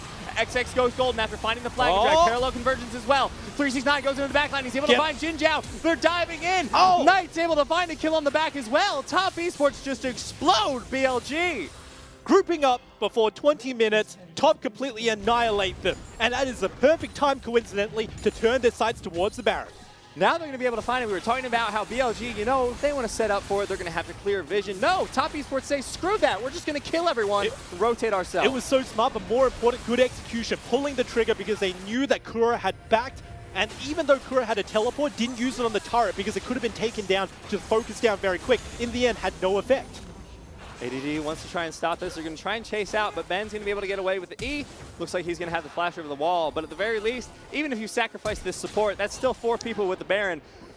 That looked like a tilt flash there from ADD. Yeah. He will find the kill, but I'm not sure that was worth taking the Baron buff off for a flash. Yeah, definitely not. But look, you got to take whatever you can get, of course. A kill is a kill, and ADD needs that, especially going into a Vladimir who got nearly full plates from that very first Rift Herald. So once again, turning our eyes towards BLG, while they did have an easy way to scale, they lost out in that mid-game teamfight. Take a look right now. Kuro is back in base. He has teleport, opted not to use it. Obviously, the Cataclysm's best target is Shinmo because Shinmo has no tools to get out. And while he does make himself go golden, it's just not enough defense to take it. But look at this. The second part of it was Meteor looking for an engage down onto XX. The calls were crisp. Take down the turret first, there's no damage potential from there, and then everybody collapse down into Meteor, who can't get out fast enough. The absolute insane amounts of rundown from the composition of top esports. Because we were talking about, you know, oh, they don't have all that much CC, but it looked, if you look at that replay again, they didn't need it. Knight went so far, as did 369 with all that movement speed. Yeah, and look, you pointed it out. There are 3 champs who have tools to get out of a Cataclysm. You've got the Nai, you've got the Corki, you've got the Ezreal. None of them were the targets of the Cataclysm. It was Shinmo. And while it is a support, if you take one member down, you can straight 5-man dive them. That's what Top thought. That's what they knew. They executed it, and it looks so good. So while we said that this game was slipping away from them, they have now firmly grasped it back in. And while the Gold Lead doesn't necessarily reflect the plays that they've been doing, they want to start making it so with the Baron buff pushing. The Baron buff will allow them to take out that top lane tower, and it looks like they'll be able to secure a little bit of a gold lead of their own. ADD in the meanwhile going to be pushing down into the bottom side, but if you're top esports, you have a Baroned up minion wave. You're letting the Gnar split push, sure, but he doesn't have teleport. Your top laner does. And look, this is really what we were looking for. The ultimate comes out from Loken, so he's trying to force people off. Going to be able to take down about a third of that tower, and ADD will take down the tower in the bottom lane. He's still going for this. 369 did not end up backing, so there's no one to defend it, but no way for ADD will finally stop that push. 1-for-1 in tower trades. That's actually not bad for BLG. Yep, BLG actually managed to neutralize it, having all set. But still, that was really good division from Top. Top still have a little while onto the Baron buff. It doesn't look like it's long enough to take down any of the inner turrets. But still, they managed to make that definitive lead for themselves. More than a 1k means that they are still in fighting form. But we are slowly approaching the mark, Niberia. 25 minutes into the game. Very close to 30 minutes where BLG really turn online. I don't want to see the item breakpoints or the gold. I want to see when BLG decide to group, because that is when they are most fearful. And while Top have built this lead, it's slowly once again slipping away because they haven't managed to find the cohesive lead that they needed. They pushed to those 2 turrets, but like you just said, a return from ADD in the bottom lane means that it's more or less neutralized. Looks like they're just still dedicating ADD to that 4-1 split push. You know, his itemization is even working out for it. He's got the healing reduction, he's got the Wit's End to 1v1 the Vladimir successfully, plus the Black Cleaver, so they're just leaving him on split push duty. Guess they think they can defend on their own. So far, they've been proven right. But will top esports finally engage here in the bottom side? And it's also a good build into the team in general. Because you've got the Vladimir, you've also got the Echo. So both of those 2 main damage sources are going to be reduced onto ADD. That's what he needs when he goes into the backline. We're yet to see an influential Gnar ult, but it's still in the wheelhouse. And knowing BLG, just because we haven't seen it yet, doesn't mean that it's not waiting for us. Well, we're talking about the top laner's influence, and I think as well, 369, he just hit his 3-item power spike. He's got the Proto Belt, he's got the Twin Shadows, and he has a death cap. He's 2-0-1. This is a very, very scary Vladimir. Yeah, I mean, he is to the point where he can now start grouping with his team. He no longer has a split push, although he is very strong to do so. But if that Vladimir can get a multi-man ultimate, especially with Knight in the wings ready to burst anybody who gets caught by that, it's just good night. Because there are 2 very squishy targets. You've got Kuro, you've got Jin Jiao. They've still got the escape potential, but it doesn't look like it's going to work. Uh-oh, they're going to be looking for the pickup here on to 369. 369, double teleport coming in. Abyssal Voyage, sorry, 1 teleport as well. Impale goes down on the 369. Will he be able to survive? Not able to find the Crimson Rush, but there's the Impale. The shutdown. BLG have everyone here. So many members rotated up for that. They're able to take down 369. Yeah, and what's the point? Knight teleported in, but then ulted himself back into the bottom lane. Once everything was said and done, he said, okay, 369 is pretty much dead already. I'm just going to continue pushing. One of the best choices that he's made so far, but still, his teammate was left for dead. 2-0, now 2-1. Vladimir's still in a very good position, but it is now BLG's game to see what they can get. You got to feel a little bit bad for Knight, though. He's like, all right, guys, I'm here to help. Whoa, nope. Nope, gonna go back bot lane. A little bit more calm down there. Walking in with pizzas, right, and everything's on fire. That's pretty much not. Did not look like a good situation for him. No, he's not having a whole lot of fun. Well, he wouldn't have fun in that engage, but he's 3-0-1. He's got a death cap of his own. Oh, yeah, he's been assassinating Kuro. Yeah, that looked pretty good. The AP carries here for Top are absolutely popping off. Not a 3rd item available there for Loken just yet, but he's not been having the greatest game, of course, down 50 CS. Hasn't died yet, to his credit. And Top Esports, they've tied up the gold lead at this point. They had the lead in the early game, but as it goes later, as we've been talking about this whole game, BLG will start to shift. Tying it up is not good enough. Kura is looking for a flank. Oh, he's going to be able to find a great special delivery. XX has to flash out of his own Cataclysm. That is 2 key abilities taken away from this Infernal Drake And fight. it was so close as well. Great play from XX to actually lock everybody up and then get himself out of there. But still, because he got out, because this Drake is up right now, it means no contest from top. Oh my god, no. XX is just going to get taken down on the side. What was that? Assassin Corky. Didn't even expect Kura to chase that far. Jeez, all right. I mean, that was a lot of burst, admittedly. Oh, 100%. You got the Infinity Edge, you got the Trinity Force, you got the Electrocute. Now are they going to be able to find the engage? Flash away from ADD. Bam will find the knock-up. Here comes Loken, flashes in as well. So does 369. That Gnar is not long for this world. Shutdown going in favor of 369. That was a huge rocket. It was. So Kura's poke is real, but still very well done to Ben, especially because he just caught it out on the edge of his unit model to make sure that ADD was caught up by his ulti, but still 4 for 4 right now. This is bold. This is very bold. Yeah, because they don't have their top laner. He has teleport once he gets back up, but that's 28 seconds. Everyone is alive here once again from Top Esports. Parallel Convergence gives them vision. Knight's going to go in. But can he find it? No! No steal coming in from Top Esports mid laner. He's going to blow his ult for it, and BLG going to have Baron on 4. Yeah, he just wanted to gamble because, of course, there's a small chance that there's a miss smite, but Meteor's way too adept at this game. Doesn't play chicken. Looks like he's a professional poker player, really, because he didn't even move from that Baron. And securing for his team, BLG. This is the point where it's really fearful. You said a minute ago, Top managed to even up the goal, but that's not what you want to look for now that we're so late into the game. You need a definitive lead. At this point, 30 minutes into the game, you need 5k. Are you 5k ahead? No, you're actually down in gold. And BLG, they are scaled, they are online. I expect to see them take 5v5s. Maul of Malmortius now picked up by Kuro. He's ready for those skirmishes. He's ready for those fights to come out. But the question is where it's going to happen now. With the Baron buff available for BLG, they could theoretically just split push this one to victory. Although, even though ADD doesn't have it, you've got it on all 4 other members. Yeah, and even then, ADD is still a good split pusher because he's gone for the Wit's End, which means he has more attack speed. And Gnar with attack speed is very good because he just gets even more with his hyper. Even more procs means that 369 is going to have a bad time in a 1v1, but Top just want to neutralize that. No 1v1 for you. I'm actually just going to group up. This is a death brush. Uh-oh. Meteor in a little bit of trouble. He's going to toss away the slow.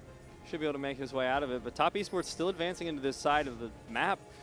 Not sure this is what they want, because if BLG find a flank here, this could spell good night for them. But Top Esports, they know ADD is all alone. They're going to be looking for him. Conquering. He doesn't have flash, finds the hop, but it's not going to be enough to knock up the Cataclysm. There's the parallel convergence. ADD goes into an Mega Gnar, the slam into the wall. He's going to be able to pick up Ben off the backside, but nothing else. And look at BLG. They are running through that mid lane. Great play from ADD, and more to the point, with the Baron buff as well, BLG can now push mid. Because ADD took 1 member down with him, it means that this is so good for BLG. Their push is superior with the Baron buff. They've got equal amount of members, and now Inhibitor's on the line.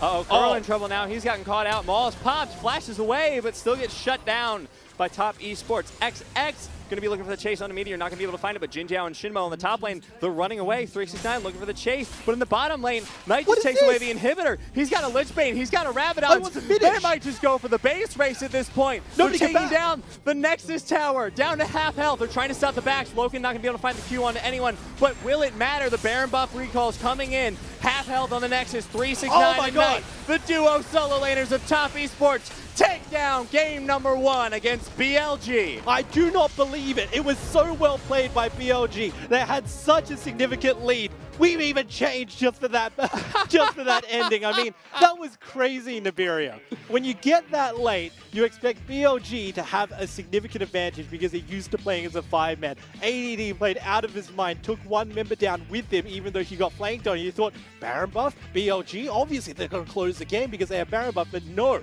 Because of that excellent call by Top, by Knight, I should say, it was so well played, it actually swung the other way. That was an absolutely insane call from Knight. He's just like, I'm pushing. There's the Inhibitor. You know what? Screw it. 369, let's go. Duo, take the solo laners. And those solo laners that they've been feeding the entire game, of course, Knight with his own roams to affect the rest of the map. And 369 had been getting bullied out early, but they let him scale up. that's it, right? Because even though top were behind in terms of gold, the one thing that they had in their advantage were the two solo laners. Didn't put up that much damage in the game, but honestly didn't even need to. There was a Lich Bane onto the Echo as well, and when you got that proc it all the time in the enemy base, yeah, there's not a lot defending, and you got to give props to everybody else who wasn't there on the end screen as well, stopping those backs for as long as possible, bought just enough time for top to finish it out. This was a very, very messy game from both sides. It was back and forth. I don't know if I'd say messy as much as back and forth, but it was, yeah. There were definitely some plays that made us scratch our heads a little bit because it was just always on a seesaw.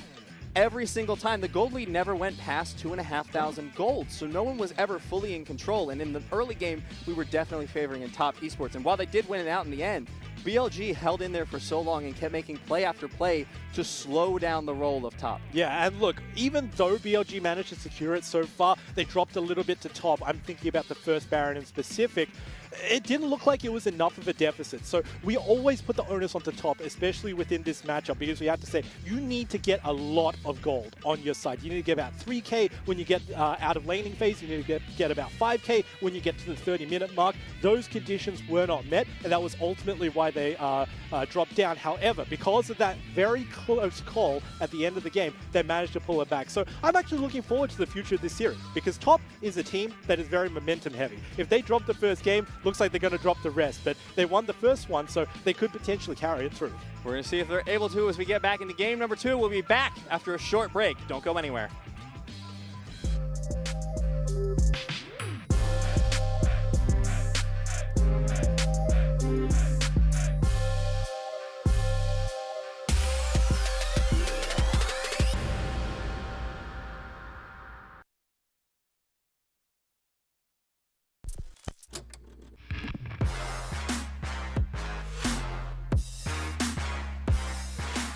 In the history of the LPL, so rarely do we see a team that's destined for greatness. They were one of the very few that managed to ascend through the developmental league into the LPL. 从来没有一支来自甲级职业联赛的队伍如此接近 LPL 的舞台。将军主堡马上就要被破掉，但他是 LPL 史上第一支进入 LPL 的甲级联赛战队。 They are a story of unimaginable miracles and hardship.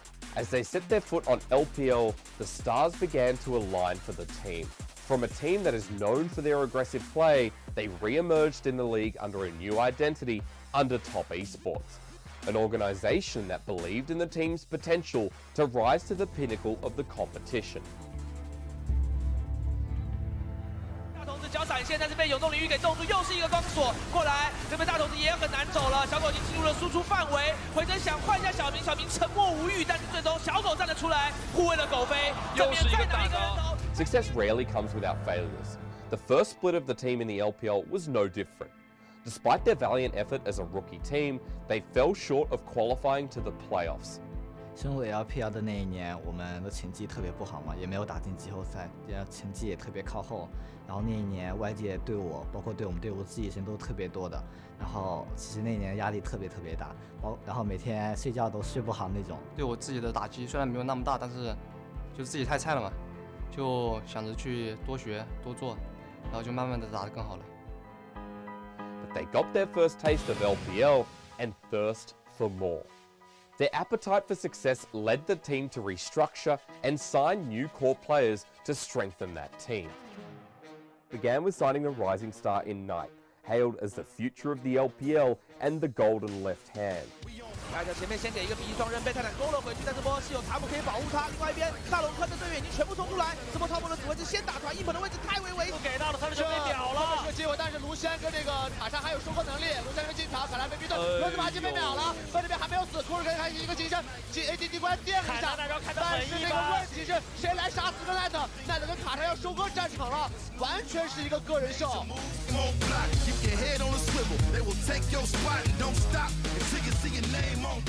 Brimming with potential and aggressive play, had fans flocking and tuning into their matches as they watched the team's steady rise in the league.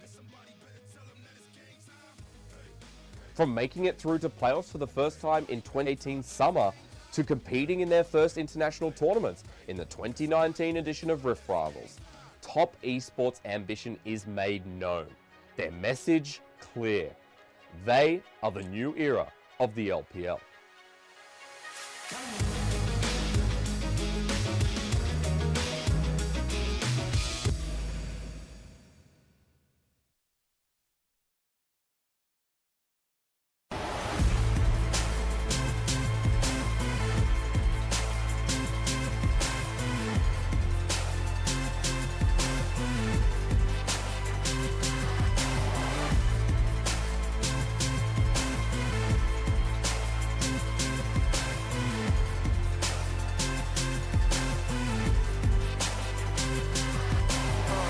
This is game over, you can feel the ground rumble. When I hit the ground running, you should move a lane over. Rain holder, we don't run on the same motor. I'm a chain smoker, you a lighter to a flamethrower. I come from an insane culture, living like a trained soldier, just to make it a day older. No closure, remain closer to the days when I could feel the hunger pains I knew I would take. I was made for this, and I ain't going out till I take it. What I came to get, I was made for this, and I will never lose, I'm the greatest. Just face it, I was made for this, and I ain't going out till I take it. What I came to get, I was made for this, and I ain't going out. I was made for this, and I will never lose. I was made for this. I feel colossal, choir sing the gospel. I can make the sky move, breathing through my nostrils. Sharks in the water, looking for imposters. You ain't in the bloodline, Prince and the Papa. Stand between my digits, then you better be a comma. Leave you in a coma, you don't want no problems. Destiny designed us, made us for the finest. Born to be legend, long live your highness. I was made for this. I was made for this. I was made for this, and I ain't going out till I take it. What I came to get, I was made for this, and I will never lose, I'm the greatest. Just face it, I was made for this, and I ain't going out till I take it. What I came to get, I was made for this, and I ain't going out. I was made for this, and I will never lose. I was made for this.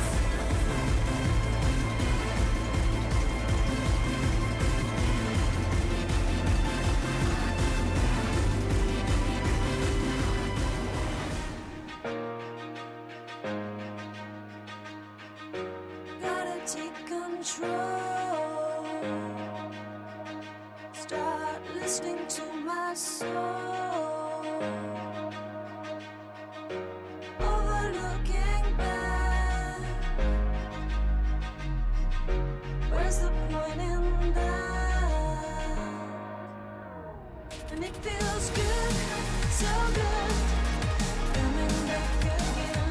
Rising up above fear and its pain. Letting go of memories, knowing they can't define me. Rising up above feels good. Starting to believe what will be will be. Overlooking back. Where's the point in that? And it feels good, so good. Coming back again. Rising up above fear and its pain. Letting go of memories, knowing they can't define me. We're back, getting ready for Game 2, the third place match between Top Esports and Bilibili Gaming. Of course, game number 1, Top Esports absolutely stole away that first game from the claws of Bilibili. Bilibili had it. They had the Baron buff. They had equal members, and they were pushing into the base. But with that clean call at the end, Top knew that they were all but done. So they had to throw their resources in the base race, rushing all the way towards the Nexus. They managed to steal the victory away from themselves. Which is so impressive, especially to be able to do against BLG, because we think of them as a very macro-oriented team. But they left an important macro element out, which is if you have a very strong AP split pusher with a Lich Bane in the bottom lane, taking down everything, maybe you should go back for that, but unfortunately they just did not have the time. Yeah, I mean, it wasn't just their mid lane, of course, it was also their top lane. It was the duo with the TP in as well to get that little bit of extra damage down. It was everything down to the wire that was needed, and honestly, Top, they managed to take it away, and after a first game victory, they should be looking towards game number 2 to shore up some of the mistakes that they had, but it looked pretty good. And speaking of looking good, we do have our MVP for game number 1. It is going to be 369 on that Vladimir. 32% damage share. He did a whole lot of damage during this, but Preacher, I disagree a little bit with this pickup. Yeah, look, he held his own in the top lane. You have to say that the dives that went towards him were fizzled out because his Vladimir was played very cautiously, very securely, but I would actually say that Knight actually did a lot inside of this game. I mean, he managed to make some plays by himself as well. Take a look, Meteor's off at the side, but he doesn't even expect this to be coming in. Bam! The last whack with the Q as well, just to get the solo kill, and more importantly, helping out everybody, making sure that he can get the leads, despite the fact that Top were down in gold for the vast majority of the game. Knight was still one of the factors keeping them in, getting those crucial kills for his team as well. So he did a lot of good work. He was the person who instigated that split push at the end of the game, but 369, because he had the 3-1-2 Vladimir, because he was so safe and he was there for the end screen as well, you can't discount him. Yeah, of course, in this last fight as well, this is probably the reason he got the MVP. Yeah. That chase down at the end, absolutely disgusting on that Vladimir. But we look at that game number 1, and I honestly think Knight gets a little bit more credit, should get a little bit more credit than even I'm giving him currently, because that early game was completely under his control. He dominated not only the mid lane, but the Raptor pit. Because if we remember, there were multiple times where Knight just dove into the Raptor pit and was like, these are mine, Meteor, come get them. Yep. No? All right, see ya. Yep, it was all his, right? Because that was pretty much Knight being Knight. He goes aggressive in the early game. He's got the good matchup for himself. He wants to 100-0 the Corki, did 100-0 the Corki, and then he just dominated the rest of the map. Now, when you take a look at the rest of the top, unfortunately, you have to say XX was not playing to his usual. He didn't have that early game aggression, barely picked off any early ganks towards his Jarvan, and when you're into a Skarner, you're just giving him some free time to scale. So maybe XX needs to refine his playstyle coming into the second game to get that definitive lead that we're looking for. Well, especially because when you have a situation where you're taking over the early game, you cannot afford to cede objectives. And of course, XX lost the Smite battle for that second Cloud Drake that kept BLG in the game, gave them a little bit more strength, a little bit more momentum mentally and literally, because it was a Cloud Drake. Yeah. So they were just moving around with that.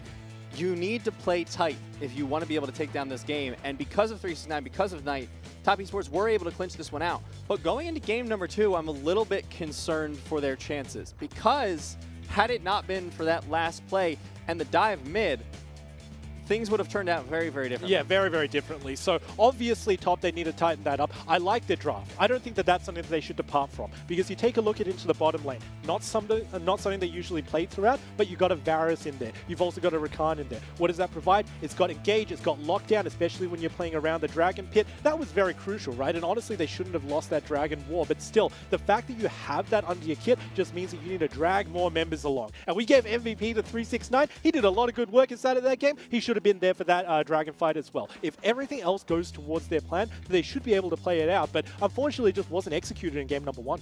I think the big problem here as well is just how much of that game was in control by Knight in the early game from Top Esports. You want to have at least 2 people who are really just taking hold of the game and grabbing it and saying, all right, this is mine.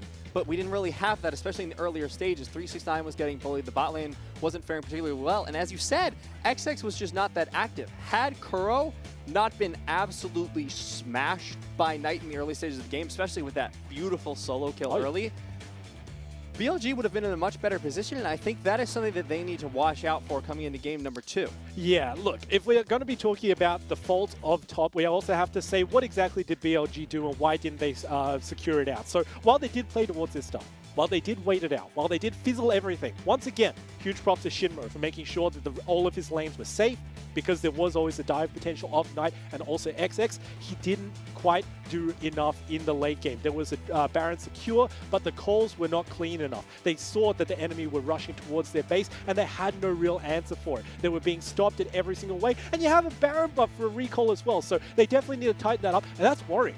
Because when we talk about top, and we take a look at their late game, we say, you can always tighten this up. This isn't what you're known for. You're known for the early game. But when you take a look at BLG, that's their strength. Where do you go when even your strength is being questioned?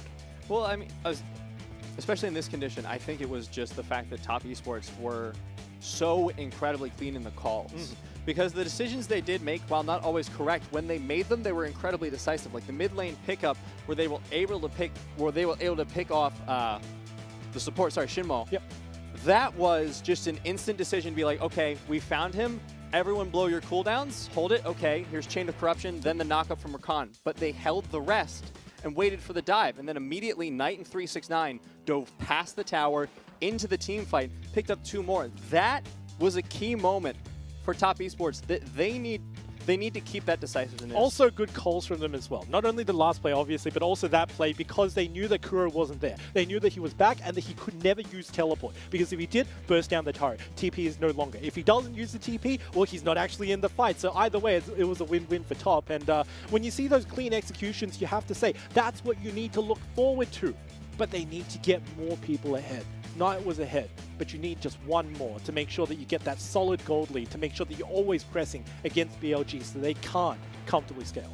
Well, in that case, you know, we have Top Esports just need to clean up their act a little bit. They do. Which is unfortunately, it's debatably actionable between games, but they should be able to figure out what went wrong last game and be able to just not make those same mistakes again. Once again, we have to go back to the fact that they're a momentum-based team. If they lose the first game, then generally they don't look too hot. But if they win the first one, we have seen, especially in playoffs, that they go on to really great heights. So potentially that could be one of their points for strength. But however, when you take a look at BLG, they never tilt. Regardless of which game, they literally reset game to game. So if they look that clean in game number 1, they're going to be putting up a fight in game number 2. What is going to be the ace factor for them going into game number 2 that they absolutely should focus on as their first priority? BLG? Yes. I think that they should actually get the Aatrox inside of their champion pools if it's not banned away from them. Because before, when we looked at ADD, especially in the regular season, we said, still an unknown factor. I mean, while we do know the player, we don't really know what his style is, how you can really define him. But in playoffs, especially that game against EDG on his Aatrox where he just popped off, he really made a name for himself. So that is one point of success. If you're still going to be playing late game scaling, because you got the Ezreal, because you got the Corki, because you want to get to full build, at least make sure that you got an Aatrox in top lane, at least make sure that your jungle is putting down some pressure so you have the room to get there. I think giving ADD something to work with is a really good idea, because honestly, this is a terrible way to judge things. I'll admit it. But if you look at the highlight reels, they're not coming in from, you know, crazy ending Nexus team fights for BLG. But if you look at the highlight reels, a lot of the time, when you put ADD on those playmaking champions, like the Aatrox, like something like the Camille, that is able to make those game-changing decisions, he tends to be able to execute incredibly well. Him and Kuro are able to engage beautiful fights, and that leaves space for Jinjiao to pump out the damage. Yeah, and more importantly, it's like a vortex, right? Where you sort of demand some pressure from your enemy jungler, and that's really what they need. Admittedly, though, in the very first game, XX wasn't really a factor onto the map, at the very least not in the early game, which is really where he needed to shine into Ascana. But if he tightens up his act, and if BLG should be expecting that as well, they need to neutralize it before they even run into the problem. I'm hoping here for BLG that they're able to, as you said, they reset between games. I want to see this go to 5. Because I think this is one of the unique matchups where both of them, it is always, every single game is going to be that pendulum swing. It is, can Top Esports get a lead early? And if so, how far can they knock it before BLG start slowly pulling it back towards their side? Because we've seen BLG turn around these games before. We've seen them able to seed only what they can afford to lose. Yeah, and look, that's really the important factor as well, right? Because while Knight did play the way that he wanted to play, the team was not enabled in him getting the side lanes ahead as well. Because there was a Skarner, but more importantly, there was a Tahm Kench as well. So when your enemy team set up such defenses, even though you get that early lead for yourself, you get the early advantage with the proto belts, so you have the burst, you can never get into your enemy's bottom lane. And when you can't do that, all of your plans fall apart. Because you can get your own lane ahead, but you need somebody else to get ahead. So once again, same problems, get another lane winner. However, we do have TOP switching over to the red side, and we have one other interesting change. Now, I'm not sure how I feel about this, but Ben is going to be subbed out for Chocho in the support position. Now, let's talk a little bit about Ben's performance in the last game, because I felt it was pretty darn good. He was going for roams, he was going for engages, he was able to make pickoffs in team fights. Why would you sub him out after that? I'm not too certain. Look, I have to say that Ben actually played reasonably well for the conditions that he was in, especially that Rakan. He was pretty much ADD's worst nightmare, locking him down every single time. You burned a flash, you burned an escape. Oh, I can actually chase you up and lock you down anyway. So, yeah, I didn't actually think that he was a problem. So, I guess we have to see the execution, but in my mind, I have no real good reason for it. We'll have to see how Chocho does. And I think one of the things that we should talk about here especially is the relative experience of these teams, because Top Esports has more rookie solo laners. You know, both Knight and 369 are 18, 19, in that range. Last split, 369 was just 17, fresh into the league. Crazy. So they don't have as much veteranship. The veteran status comes from Ben and Loken, in fact, and to a lesser degree XX. He's 21, he's been in the league 2 years or so. So they have a little bit of veteranship, but if you look at the side of BLG, one of the reasons we can say that they never tilt and they can reset game to game, you have Kuro, who's been playing professionally for years and years and years. He's been to 2 World Finals. You know, Coup Tigers, then Rocks Tigers. This man has been around, and that kind of veteran leadership, especially in these best-of-5 situations, is something you want to be able to rely on. And I don't know if Top Esports has that capacity so much, because we've seen them falter at the last moment before. That was the story of last playoffs. Yeah, look, so when you take a look at that game and you're trying to reset for BLG, that one in specific is very easy to, because if you say block out the last 60 seconds of that game, looks like we should have won. Everybody else is on the same page, so it doesn't look like that you were really faltering in that sense. So shouldn't be that hard of a problem for the captains of the team to really get everybody onto the correct move. But in all honesty, they have to really prepare for what's in store. We just saw it. Ben's out. Choo Choo's in. Honestly, I'm speechless in terms of what implication this has for the bot lane 2v2, what implication this has for the team fights as well. But only time will be able to tell what champion pool he has and what he picks out. Well, they have the option. You might as well use it. We've seen this a lot with 369 and Moyu as well. However, that one I could argue was more towards performance, more towards tilt.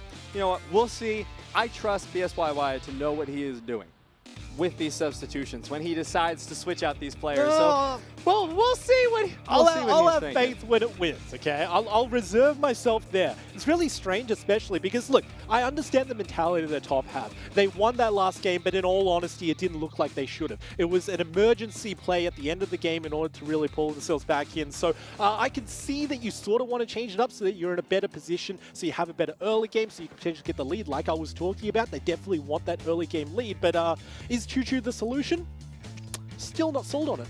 I mean, there's the possibility it could be for something that we aren't able to see, right? Of course, communication, shot calling, anything like that, which could have been cleaned up with Chocho. And sometimes you just need a change. Even with a victory, like you said, it was not a decisive, clean victory. It is not the Top Esports we like to see. The Top Esports I remember most is their series against OMG, where Knight was on Jace 2 games in a row. He was just like, all right, this game's mine. I'm going to solo kill Icon. I'm going to kill everyone in the game several times. I'm going to end it before 25. Admittedly, Knight still did get a solo kill, right, so yeah, you can't really take that away from him. But yeah, look, we're not looking towards the late game. We're not looking towards the clean shot calls. We're looking towards the early game. If Choo Choo can be more aggressive in the early game, if you can go on and engage support, if you can make sure that bot lane, if not getting ahead in terms of kills, at the very least puts down pressure, forces BLG to draft differently. Because when you take a look at that draft, honestly, Meteor had a field day. He could have just hard farmed it. That's exactly what he did. If you put down pressure to force him onto something like a Gragas, it might go differently. Wow, Meteor on Gragas is something I'm a little bit afraid of after that Baron skill he had when he just ran into the pit. He's like, yoink, that one's mine. But now bans coming out hard and fast for game number 2. BLG going to be taking away the Yuumi and the Akali already. There goes the Vladimir. Smart takeaway from 369. And Top Esports have already taken away the Olaf. They've taken away the Silas. We'll see what their priority is here, because so far, I don't feel like BLG had a lot to take away. There's the Aatrox you were mentioning before. So taking it off of ADD. We won't be able to see that. BLG going to get Shinmol that Tom Kench once again. Yeah, and look, you always got to respect Bam pretty much whatever was MVP of last game. That Vladimir gave so much hell just because he was so safe and because he drew so much jungle pressure without giving anything away. So while that won't be available for 369, he's still got other champions. And most notably, I'm thinking about Gangplank. That should be early in the rotation for top. I highly expect the Gangplank to be mentioned, but it looks like Top Esports, they're going with a different support player, but they're going with the exact same support pick. So they're going to be taking out the Rakan once again for Get a Xayah. rotation. Look, usually when you bring an ADC into the support position, you want that synergy. You need to know what is in store with that. If it's not taken away as a sort of denial by BLG, then this could be very deadly because they have got all of the knowledge in the world to really burst down 100-0 at level 2. So if anything, if there's a reason for this substitution in, I should be expecting a Xayah Rakan in the bottom lane. Well, if we're looking at the rest of the draft, BLG are just having a field day. They're just going to repeat the last draft. They're saying, you know what? Literally the same. Last time it was rough. This time we've got a little bit of a better idea how we want to run it. Because they lost off that one play, right? Yeah. So you don't have to feel like it was a mistake as much. They're going to go with the Ezreal, the Corki again. Top Esports going to respond with the Xayah. And you could already see the frustration that came out from Top, because while they did want to secure down this bottom lane that I was talking about, they also have to give away picking up Echo in the first rotation. Now that it's signaled, especially to BLG, I would be surprised if it's not banned away, because that is something that was a hard counter towards the Corki. You saw early game burst is something that counters late game scalers, especially like the Corki, and putting that onto the board is definitely not something that BLG want to fight against. You don't want to give Knight something that can easily roam and assassinate people, because that is his specialty. He is so mechanically gifted. So they're going to take away the Kiana as well. See if they want to take away... No, they're going to go for the Gangplank once again and take away from 369. So Echo on the field once again. Top Esports has taken away the Skarner from Bilibili Gaming. Yeah, it puts him into a position where he can't necessarily go for the strongest picks available. Of course, he still has Kennen in his wheelhouse, and when you take a look, 2 wins out of 3 games in total. Not too bad for 369, but still not one of the most experienced champs for him. Could be one of the directions that he wants to go for, but once again, if you take a look at every other member on the team available, not a lot of tank coming out from Top. So they're not looking towards the 5v5s, but then again, when would you into BLG? They're looking for the early game, win my lane, make sure that I oppress BLG so they can never get to the late game portion.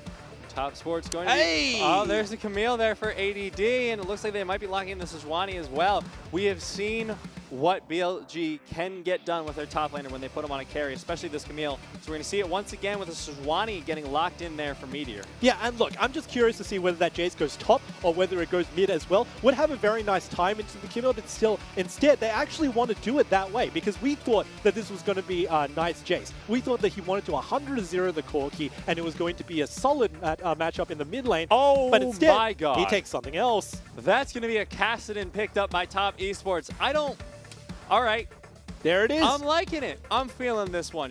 You've got the anti-mage picked up into Kuro, and they've got late game insurance once again. And it's so safe for themselves as well, because you reduce pretty much even the auto attacks from Corki with your passive magic resist. When Sejuani comes into gank, she relies heavily on the base numbers of her abilities. That's going to be taken away as well because of the magic resist that Cassie passively brings. So it's going to be a great safe lane for Knight, and once he gets to level 6, watch out, because we've already seen Knight at level 6.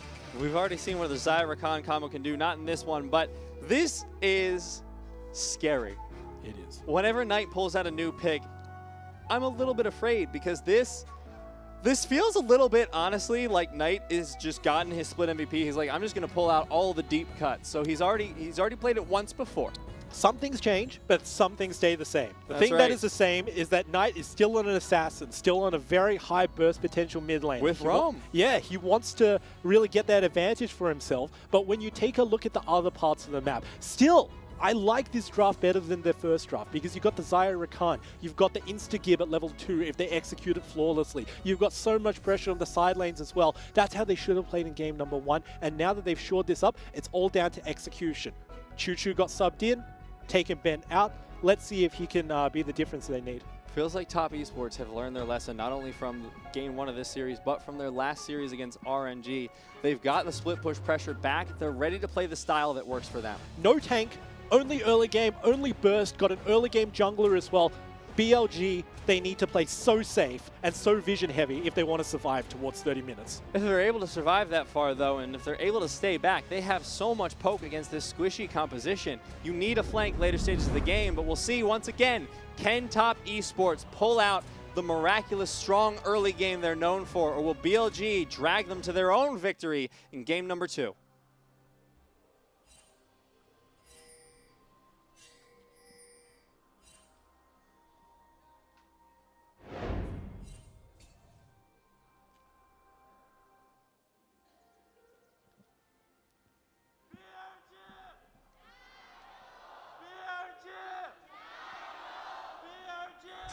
此我试着沉默吧。天哪，再也没有比这更糟糕的事了。 So one of the most important things that we need to think about is, of course, the laning phase. Very unorthodox picks means that we need to focus that way. In the top lane, you got the Camille into a Jace. Obviously, level 1, Jace is going to have the range advantage. But as soon as Camille gets a wall shot, hook shot, then it's going to be so much stronger for her. Because one of the hardest ways to play as a Jace is if your enemy has a dive into you. So if Camille engages, then the burst is honestly too strong to deal with. So if 369 can't get enough damage down literally at level 1, then level 2, he's going to be paying the price. But once again, we talked about the mid lane, so secure for Knight. He's not looking for anything, but nothing's going to happen onto him. And bot lane is another key focus for top esports because they've got very hard engage, but when you're talking about hard engage and you look towards an Ezreal and Tahm Kench, looks like it's very hard to execute. It softens the engage a little bit, you know? It's just like, okay. I mean, double disengage, right? Yeah, it's just like, all right, we got Jin Zhao, he's gotten eaten. Oh, he got out? Oh, cool, he just jumped away. We're in trouble now, but looking towards the mid lane as well, I want to see how well both mid laners are going to be able to perform here. Both of them are going to be picking up the fleet footwork so that they can get the sustain they need in this lane. Notable change from last game where Kuro was all about that burst in the middle lane.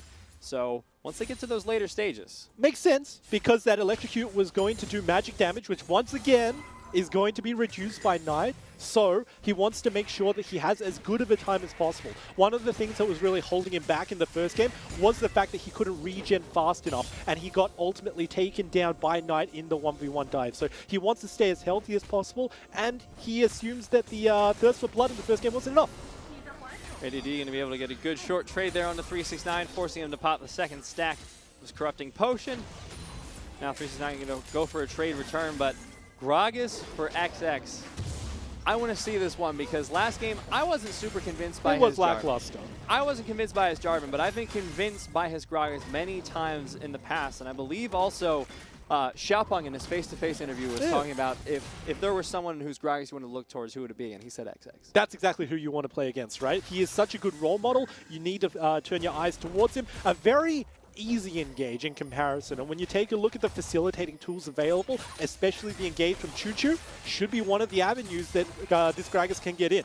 Now, I was saying in last game that the Jarvan loves to do lane ganks, but so does the Gragas. If you're not expecting it, if you get bobbed, especially Shinmo, who is so squishy in the early game, could be deadly. Bruce is not getting traded onto and stunned there. You're regressing a little bit too far. Meteor wants to try and get this, so ADD is trying to bait out a little bit. Meteor just going to start the back, though, so I don't think this gank is actually happening. No, and Meteor also saw that there was a ward in the tri-bush, so if he goes in, then he needs to do an alternative route, which he's not going to do. He's waiting, and 369 and Meteor both going to be backing here, so a little bit of time wasted there by Meteor, but at least ADD will get the control of the wave that he wants, and we're going to look at Knight's Runes here. Of course, the Presence of Mind going to give you so much mana sustain, and even this early in the lane, just level 4, yes, Corki doesn't have his poke just yet, but Knight is absolutely smashing. Yeah, take a look at that. Fleet footwork and also thirst for blood means that he's going to be so healthy. This is nigh impossible for Kuro to be playing into. I mean, hasn't even got the ulti, but still pretty much full HP. So looking harder and harder. Hasn't even burned one of the pots. So that's one of the craziest things about Cassidy, right? The fact that if you see your enemy mid lane and jungle matchup, then that could definitely be one of the points of failure. Going back to what I was expecting out of top, I was expecting the bottom lane to do more. And you can't fault them for their execution. You have to fault them for the way that they started out this game. Teleport on Loken is to be expected on ADC, but usually when you pick a Xayah Rakan, you want that 100-0. You want the 2v2 skirmish. And the fact that he didn't go for a combat summoner in the heal means that you pretty much just neutralize the lane by yourself. Of course, he's going to be going a little bit towards that passivity. He's going to be picking up the call. Going to maybe even up his gold earning potential against Jin Zhao, who has Klepto, of course, but will give him a little bit more sustain, but less trading power. Of course, it could have just been an awkward gold timing. Yeah, Shoujo going to be able to get the knock up here. Not going to find a whole lot else, but it's good that top esports, the bot lane, is still being able to get the poke out so far. And this is also very nice because top shouldn't be shoving as hard as they were before. They want to keep the lane as close to the middle as they can, so there's a decent amount of avenue to run forward with. But this is what we were talking about. Jace is out of mana now. ADD wasn't looking for the 100-0, but if he wanted to take it, honestly, he could have, because there was no real response coming out from 369. Didn't even have enough mana to bop him back after that wall shot, so ADD was in a really good position, and as it stands, he's still in a good position in this 1v1. This is great from XX. He's going towards the Infernal Drake, going to be able to solo this one out, because he knows his bottom lane's got the shove, his mid lane's going to be just fine.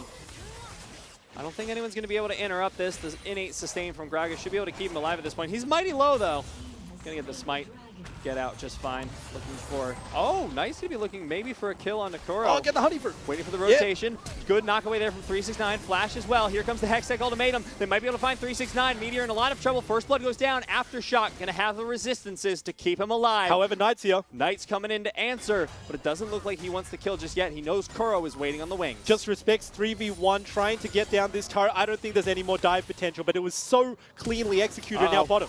That's some dive potential. They've already blown the E. There's the ultimate. Shinmo might be in trouble. The flash body slam onto 2 from XX. They might not be able to find it. The shielding is just too much, and top esports are not getting the right end of these trades cross map. I'm calling it right now. If Loken had a heal available for himself, Choo Choo could have gone further ahead. If he got a couple more autos down onto BLG, either one of the two members could honestly be dead. But because there's a TP, they couldn't ultimately get the kills. The great health saved Shinmo's life, and they didn't get anything on the bottom side. But turning our eyes back over onto the top side, what an amazing dive. As soon as we get the replay, man, I'm looking forward to seeing that tower reset. Yeah, BLG played that incredibly cleanly. That said, 369 still evened up in CS, despite the trades we saw him losing as well early. And 369 has rotated in towards the mid lane, as Knight had to hold. So I think they're just going to rotate back as soon as 369 takes away all the CS that he can. Just casually trading farm under tower. Now, Top Esports going to reset their lane assignments. Was worried they might swap there for a little bit. Rift Herald going to be up in 2 minutes, next Dragon in 3.5. And so far, BLG are holding their own in this early game. Yeah, that would have been a terrible swap if it did actually instigate, but luckily for Top, they knew exactly where to distribute their players. And take a look at it. That was more or less a full burst from Kuro. Barely did anything to Knight. Doesn't even have to respect Potion, which means that Knight is in such good position within this game. Actually up in CS, obviously has his ultimate available, so it's getting harder and harder for Kuro, but Knight does need to get that lead because we still are waiting for it. Good knock up 1-2 there from Chocho. He's got the aftershock. Jinjiao in a little bit of trouble, gets spit out. Going to be able to survive for now, but it looks like Loken going to be finding more. Not able to get any additional damage there onto Jinjiao, so he's going to make it out. BF Sword is now on Loken, so he's a whole lot scarier. Jinjiao just with the sheen and the tier. XX has been spotted out, I'm fairly certain at this point, by that control ward. Still, because he's in his own portion of the map, shouldn't be too much of a collapse potential down onto him. No mana for him to be able to try and initiate a gank either, so they're just like, all right, we know where he is, and we know he's going to do nothing. Yeah. I mean, pretty valuable information, to be fair. Look, they were assuming that he's going to be playing the same as in game number 1, right? And so far, still hasn't made that much of an impact, although he did do a very good gank down bottom, just unfortunately couldn't chase a little bit further in order to get that kill. Yeah, I mean, it's the BLG specialty. They just don't die. I mean, it's an Israel top catch. That's a specialty, right? No, it's BLG, I promise. Oh, all right. All right. BLG going to be looking for the gang into the top side. Second time, still going to be the charm here. 369 getting bullied. 0-2-0. We said it in game number 1, and we're going to see the reality in game number 2. 369, if he gets focused, we're going to see some tilt. All right, so while we didn't see the replay of the very first dive in top lane, and we didn't actually see the execution in the second dive, the real strength of this combination is the fact that Camille can use her ultimate to reset the turret aggro. That's what he needed into 369, and honestly, Meteor can go for repeat dives over and over. Oh, Chocho coming in, going to be able to find the charm on the 1, charm on the 2. There's the Ignite going down onto Jinjiao. Are they going to be able to find any additional damage? Loken goes in with the ultimate flash away from Jinjiao, going to be able to keep him safe. No E available for Lokens. They won't be able to call those feathers back. They should be able to get plenty of pressure and maybe some turret platings off this tower. Yeah, burned literally everything. Couldn't get a kill. Jinjiao, you better get out of there. Because if there is any dive, then Top could potentially kill him. He had to burn everything in order to survive in that. But at the end of the day, he's trying to save his plates. One's going to go over, but still, BLG's bottom lane is doing what they were picked to do. Don't die. And man, there were so many plays in the bottom side of the map, but they haven't died yet. 3v3 may be occurring around this Rift Herald. Teleport going to be coming in from Loken as well. They know this fight is going to happen. They're trying to stall it out long enough that they can take it. The Rift Herald being secured there by Top Esports. 369 in a little bit of trouble. He goes into for the dive. It looks like Knight's going in with a little bit of damage of his own, but they're so low. So much poke coming out from Kuro. XX not going to be able to find the ultimate onto anyone useful. Not going to be able to put them into a good position. 369 still low. They're poking out. Knight goes in. He's out of mana though. He's in a whole lot of trouble. Going to be able to find a little bit more mana with his W, but he's about to get taken down. He's so low. He gets the heal, but he gets taken down by Jinjiao. And now BLG should be able to chase this one out, and Top Esports going to be able to find the Rift Herald, but lose their mid laner in the process. And that was so good for Top at the start, but they just didn't manage to find any members. They stalled out the fight because they wanted to bring Choo Choo into it, even though there was a teleport from Loken, but that was really the time that was needed for BLG to return damage. You just said it in the last fight, Knight had no mana. He jumped over the wall, nothing to get himself back over, and that was a clean snipe from Jinjiao as well, because realistically, Choo Choo could have body blocked that last hit, but just didn't, and ended up going on to Knight, which killed him. Now Top Esports are dedicating 3 people up to the top side of the map. Jungler, mid laner, and AD carry. And once again, just going to split the gold between the 2 carries they wanted on. It looks like that's going to be Knight and Loken. XX was still in range. He's getting a little bit greedy on that Gragas, but you know what? He's going to be able to land ultimates all game. I don't see why not. You can't complain about an early game Gragas getting an advantage. He spreads it around to pretty much every lane that he visits, but Top isn't stopping. They want to continue going, and this is a smart plan from their team composition because they need as much gold as soon as possible. Engage there onto Knight. Hextech ultimatum has been blown. He goes back in for the engage, flashes away to safety. They're going to be able to take down ADD. Can they find anything else? They will take down the tower. And Top Esports not going to lose anything off this trade. 2 towers for nothing. Very questionable. Because BLG already knew that they wanted to distribute Jinjiao onto the bottom side of the map in order to continue getting turret plays onto that 1v0. But then ADD re-engages onto top under his own turret. Sure, it's under your own turret, but you haven't got that many members. There's a Rift Herald who's swiping. That one swipe still does so much damage on the champions, and everybody else just managed to take down a pretty squishy Camille, who won't be building tank anywhere into the game, but especially in the early game. Now, Top Esports have been able to even out the gold lead. Get, well, 300 in their favor at this point. Knight going to be going down to the bottom lane, and already they're looking to set up this split push for their mid laner. He's picked up the Rod of Ages, so they're going to have a little bit of time before he hits his mid-game spike with that item, but now he's in a whole lot of trouble. Has to Rift Rock away. Now, Top Esports should not be able to find an engage off the back of this, but they know that the Cloud Drake is still up, still under contention potentially. A little bit of trouble here. Potential fight starting out. And this is good for BLG. BLG don't want to fight Nibiria, but take a look at the goal differential. There isn't one, and that is really the place they want to play towards. They want to make sure that they continue scaling there. We've said it time and time again, but it's their MO, and so far, they're definitely in the wheelhouse to do it. Even though they lost 2 turrets onto the top side of the match, which does mean that ADD is going to have a really tough time if he gets ganked. Nonetheless, they managed to even out the gold with the kills they got in return. So, Top, you're punching the clock, and so far, is still at differential of 0. However, they do have that caster. They always have the caster. It's a little bit of late game insurance for them, especially with Knight, who's going to be performing on that, especially with his last game performance on Ezreal. Or, sorry, Echo. It's the first thing you think of with an E because nobody plays it. I mean, he's definitely fallen out of meta in recent times. But yeah, like the whole point about Top is that even though he got ahead, he couldn't make his way down into the bottom lane because there was no lane priority. They changed it up in this game because they want the Xayah Rakan. So he had all the time in the world to visit bot lane, but he didn't. He never got an advantage for himself in his own mid lane, so he could never spread the advantage to the rest of his teammates. And this is all a series of complicated dominoes for Top Esports. You need to have everything fall in your favor. You need the early game. You need a clean path into the bottom lane. In game number 1, the clean path didn't work out. Game number 2, early game didn't work out. And so far, BLG is punishing them. If Knight gets those items, though, is going to be a big concern. If he ever hits level 16, suddenly these team fights are really scary for BLG, because as soon as he gets 1 kill, they're in trouble. But here comes Chocho with the engage. He's going to be able to find the charm onto a few. Teleport coming in from the backside from ADD. He's going to be looking to help with the engage into this fight. But a good body slam from XX. Here comes the Hextech ultimatum onto him. Flash away from Loken. He's going to be able to keep himself safe for the time being. ADD gets taken down. BLG getting chased away by Top Esports. Can they find anything else off the back? The flash in from 369. The damage. The body slam from XX, bopping down another kill. 2-0 in kills there for Top Esports in that fight. He wasn't a tank, but he still wanted to go into the front line. A 4-man queue, while no kills were actually insinuated by that. You got to say, 369 disengaged the entire situation. Pulls up some kills for his own team as well. Way too deep of a TP for ADD. Didn't respect the enemy team's burst, and once again, falls for his efforts. Now Top Esports are going to be able to pick up this Cloud Drake off the back of things. Knight was going pretty aggressive under that tower for a Kassadin, but just zoning them off so that Logan can get a little bit more damage there. Half health on the mid lane tower.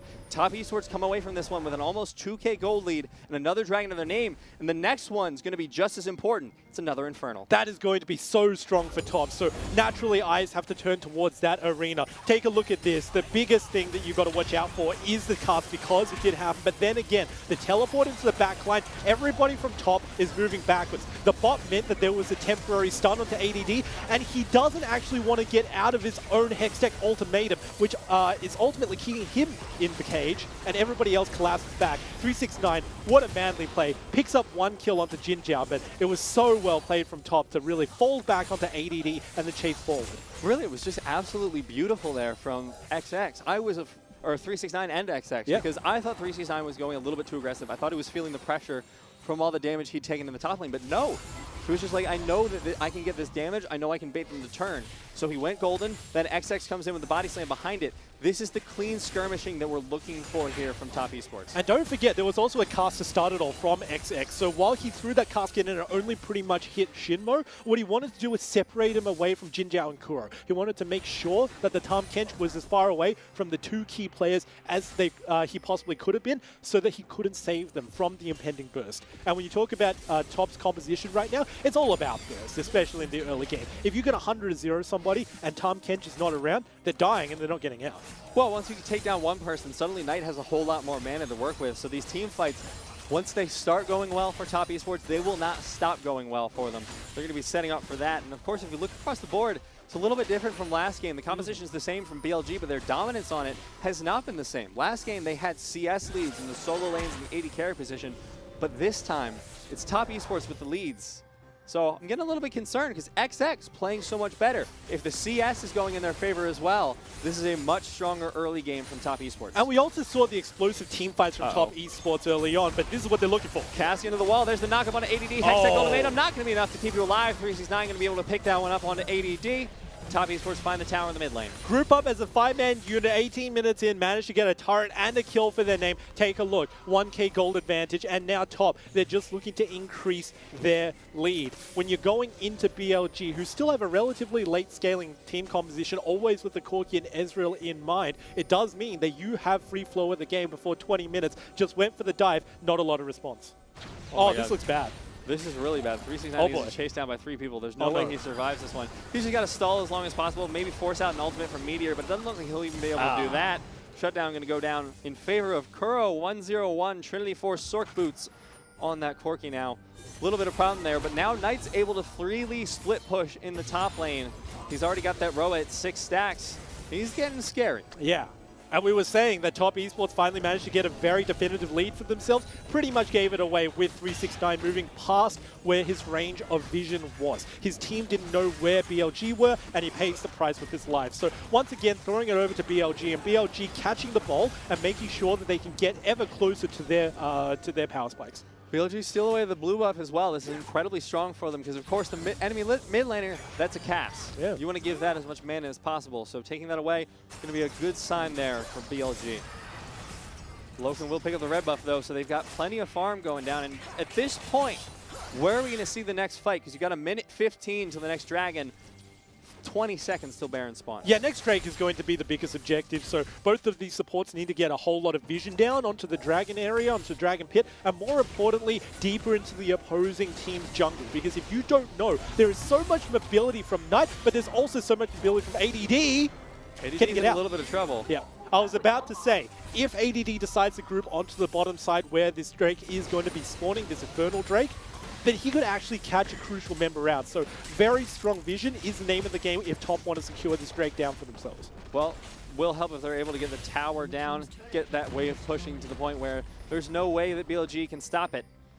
30 seconds remaining till the Infernal Drake. Kuro will pick up the wave, so that's not going to be in favor of Top Esports for this fight. Teleport is available from 369. He's going to back try and pick up 2 items, so he's got a power spike to work with in this fight, as does Knight, who's picked up the Archangel's staff. Not fully upgraded just yet. But it's all about the base stats that it provides. He's got his item power spikes. He's used his gold. That's what you need. BLG, they're camping here, though. They're looking for this fight. They want to poke out before this starts. Not going to be able to take out the only vision they have. Predator's been popped by XX. It's just going to zone for the time being. No one's starting up the Drake just yet. A little bit of poke coming in from Kuro. That was just a check, because of course the bombs does give you vision over the Drake once you proc it. So he knows that Top hasn't actually started the Drake, which means that BLG can actually fall towards the mid lane. But, oh no! Looks like looking for a fight. We hear it getting started up a little bit. Started up and reset, started up and reset. True Shot Barrage not going to be able to find anything. 4,000 health on the Dragon. If BLG want to stop this, they need to go in now. They're not going to go for it. XX going to be able to secure the Infernal Drake with no contention there from BLG. So this early game, so much better from Top Esports. They've got 1,000 gold lead. They've got 3 towers in their name. They've got 3 dragons. And they've got a damn Kassadin. Making that name for themselves, they definitely get this lead. And more importantly, BLG were just mind gaming themselves. They thought that Top were doing it, threw out the rocket, only hit the Drake, nobody was actually hitting it, so they back off, and the Top bursted down 100-0. That control ward was definitely MVP, and honestly, there was no way that BLG was getting into that pit to clear it, so they had no clue, and they couldn't have gotten any vision in order to get that down. And I think the biggest thing that was pulling the trigger, but instead, all right, never mind. The biggest trigger for that was actually Jin Zhao using his ulti. Because once that ulti was whiffed, didn't hit any members, Top just said there's no burst available onto us, let's just take down the Dragon. Yep, and now it looks like the Rod of Ages will be almost fully stacked here for Knight. But in the bottom side of the map, you have Loken, who's picked up his 2 item spike. He's got the Infinity Edge and the Essence Reaver. This is so much raw AD coming in. His spells are absolutely going to chunk. We were talking about how this composition has so much burst between the Jace, between the Gragas, between the Kassadin even.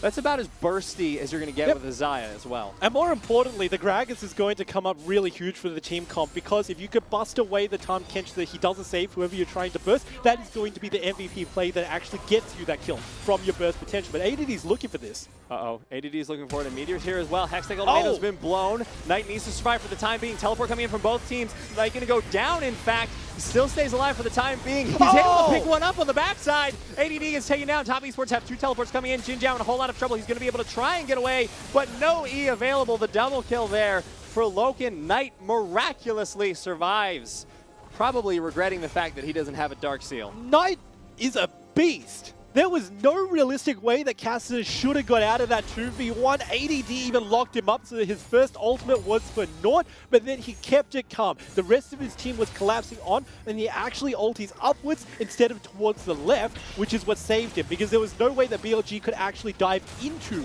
the other members of Top, and he secures that kill while the rest of his members get another one. They're going to be looking for the Baron here as well off that play. Knight was able to push out the wave. Here comes the teleport. Chocho looking for the engage on an ADD. Not going to be able to find it, but Knight goes in real aggressive. Not going to be able to find ADD, but they might be able to find Meteor. That is so much damage from the Kassadin. He is still chasing down. He's low on mana. They found the kill. They found the presence of mind. Knight has mana, but ADD doesn't have a health bar. He goes golden. Has Knight ticking on him. He goes down as well. Loken now 4-0-3 on this Xayah pickup. The Baron still available. So well played by XX in that. I mean, while you can say Knight was doing so much damage, not even caring about what the return damage could be from BLG, it was actually Knight's body pop that stopped Camille mid wall shot to make sure that she couldn't get out from that very precarious choke point. So she was caught up, she was taken down, and that seems to be the story of this game, Nibiria. Take a look at that scoreline. 0-5. Pretty much every single time that ADD was looking for a forward play, he was ultimately putting himself into a core position against Top's composition. Now, I am going to say one thing that did not go well there for Top Sports, and you're going to see it on your screen right now. The Baron, because XX went down too aggressive trying to take away the red buff, they know that they can take this. There's no threat of a counter smite. So if Top Esports want to stop this, they full stop need to go in for a fight. But Knight has no mana at this point. Loken trying to poke into the pit. 2,000 health remaining on the Baron. ADD goes in onto Knight. The Baron is secured there by BLG. But how many members can Top Esports take away? Knight should be able to find ADD on the back there. That's 2 members down, but that's 3 members still with the Baron. Jason. Meteor, they should be able to find him. Chocho and XX going in. There's the knock-up, there's the body pop, there's the barrel, but Meteor jumps over with the flash. Knight picks up the kill. So they didn't get the Baron, but a lot of kills go over to Knight, and he's almost at that level 16 mark. This Kassadin is about to get even scarier. Not that bad of a situation for Top, in all honesty. I mean, they lost out the Baron, but they could have just had a clean escape from BLG. Nonetheless, they managed to pick up 3 members on the return side, so only the 2 carries have the Baron buff remaining.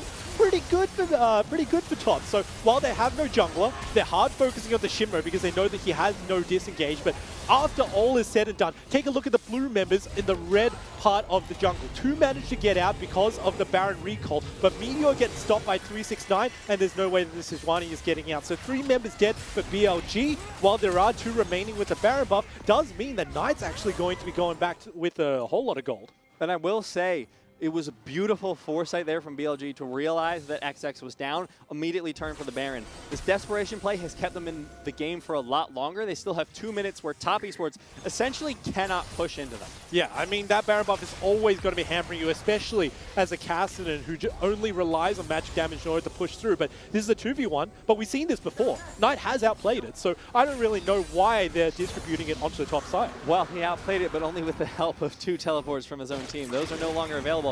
Oh my god, they are really dedicating their time on the Knight.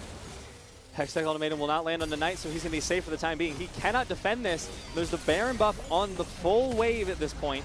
Should be able to shove this one in, but Knight still looking maybe for an assassination. I mean, he's got his eyes on the ADD. He's done it so many times before. You can see from the score line of ADD. But more to the point, Top were trying to get a response down onto the bottom side. They're trying to put pressure into mid lane so that BLG can't defend bottom, but now they have to back off. And once again, 1 minute remaining on Baron buff means that it's so hard for Top to actually push into BLG. That said, I think Top needs to start pulling the trigger pretty soon. They do have a 4K goalie, they have the 4 Dragon, sure. But if you've been paying attention to all the fights so far, Kuro was able to chunk out XX so easily. Remember, there's no tanks on the side of Top Esports. So suddenly the damage from BLG coming back in is scary. Now hold up. While BLG does have a better late game composition if you get the full build, Top Esports late game isn't actually that bad. They have a Kassadin, they have a Xayah, they got double Infernal, and if they wait long enough for 35 minutes, they can play towards an Elder Drake as well. 4 Drakes to their name is very hard to deal with. Very fair point, but at this point, Top Esports as well have hit their item breakpoints. You have 3 items already set up there on Knight, including the Zhonya's Hourglass. That is going to be so key for his playmaking. Gives you time to wait for the Rift Wall to reset. And in the bottom lane, you've got Loken with his 3 items as well. Now he can poke with the Rapid Fire Cannon. So much damage and playmaking potential. 3 out of 5 members have a way to put themselves in stasis. 369 with Guardian Angel, XX and Knight with the Zhonya's Hourglass. These team fights that Top Esports have already been slamming home with are going to get even better for them. Yeah, they look so strong, and right now BLG are still not at their optimal power spikes in relation to Top. We already mentioned it, there is a gold lead for Top, and they've even got the double Infernal. If BLG take a straight 5v5, doesn't look good for them. It looks like Knight has finally fully evolved his Archangel staff, so he's got that shield for even more defensive stats. This next fight is going to decide the game, and 369 and Chocho both looking on the flanks. They know if BLG walk up, they can find anything, but it doesn't look like BLG are going to fall into the trap. I mean, BLG aren't really going to leave their base at the moment. The only turret that they have out is bottom lane, and if it gets aggressed on, realistically, they have no motive to defend it. Just defend your base, make sure that those turrets are still healthy, and you're ready to roll. I mean, it's already close to 30 minutes for this team, and if they could just wait it out even longer, the longer it goes, it works out for their team composition. But yeah, we did say that there was a contingency plan. Top are not completely locked out if it goes beyond 35 minutes. They've got the Kassadin. They've got the multi-Drake, Elder Drake that they can always fight towards. If they want to trade a Baron for it, it is very worthwhile in their mind. So it doesn't look that bad for Top, but BLG is looking even better. BLG looking pretty strong. They're going to be able to defend themselves for the time being, but the question is how much longer they can defend themselves.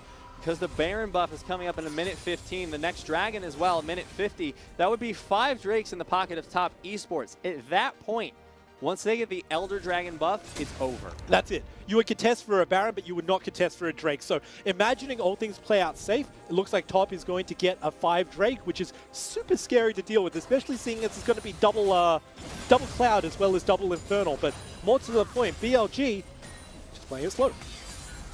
BLG still keeping slow. They're trying to keep up in items. Not quite to the 3-item power spike there for Kuro's Corki. But he's got the Trinity Force, got the Infinity Edge. Oh, this is going to be a scrap. Knight. He sees that back. He really doesn't need to go aggressive here. They're going to be able to pick off Jin Zhao, but Knight is in a whole lot of trouble. Actually, he just gets the 1v1. His team left him.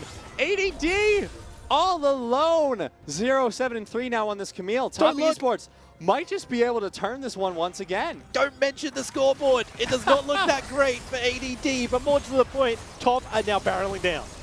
Going to be able to find the inhibitor tower in the mid lane. Going to look for the inhibitor as well off the back of this. Top Esports are finding the shove. The bottom lane tower going to fall quickly as well tonight.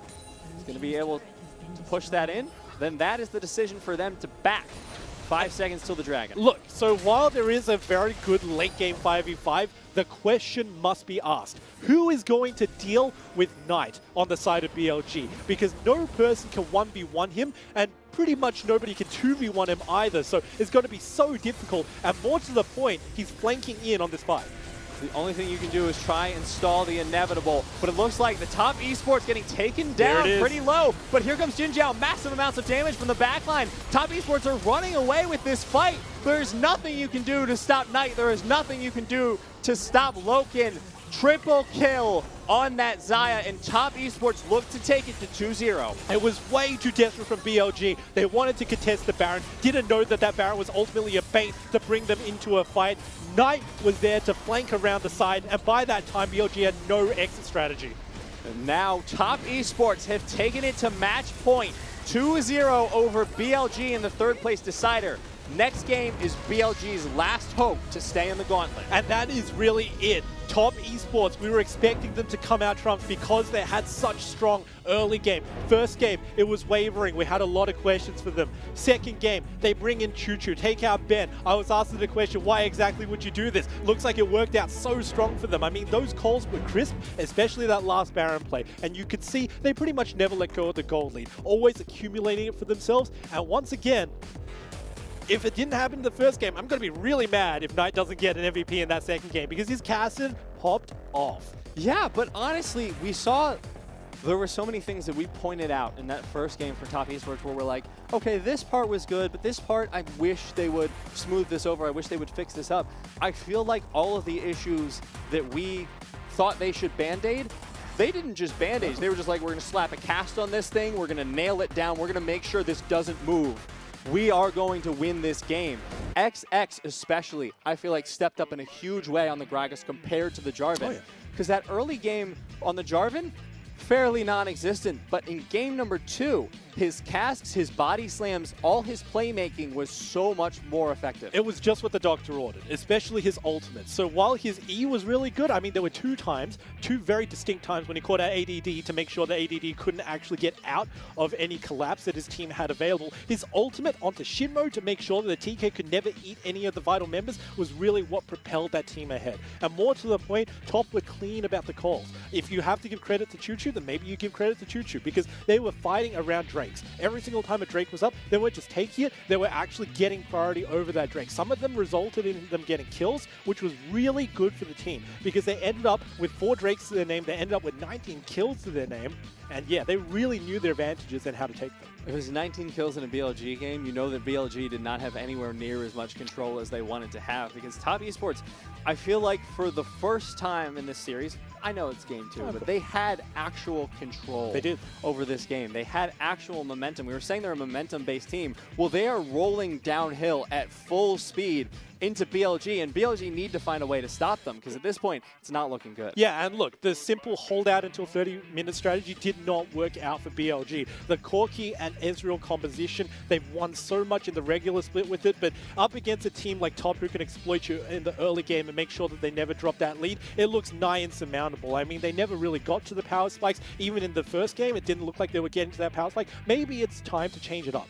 Maybe it's time to see Kuro and another champion. And even if you are substituting away a Corki for an Azir, I like what they do with the Azir because they go for other things like the Kindred as well. Maybe that's the breath of fresh air they need in order to actually win this game. Yeah, because you see Kuro make so many aggressive engages with the Azir that you just can't with the Corki. There is no Shurima Shuffle. Yeah, there's the special delivery, but that can only happen every few minutes. There's only so many you can put out on the map, whereas the Shurima Shuffle is a much more guaranteed way to start a fight and disrupt it from the beginning. Yeah, I mean, it also elapses, right? So if your enemy are really cognizant of the timing, then they can just wait it out so you don't have the package anymore. And after you lose the package, they hard engage. That looks like what the game number 2 MO was from Top Esports. So yeah, maybe you need to switch it up, but you can't just give it over to Kuro. You can't just say maybe that's a switch up, because you got to call it when you see it. ADD's Camille. It was great in lane, but as soon as he faced down into Knight, did not look that good. Well, it was such a problem because he felt like he was a lot more effective than he was. He felt like he had all this damage. He felt like he had all this tankiness, because in the top lane,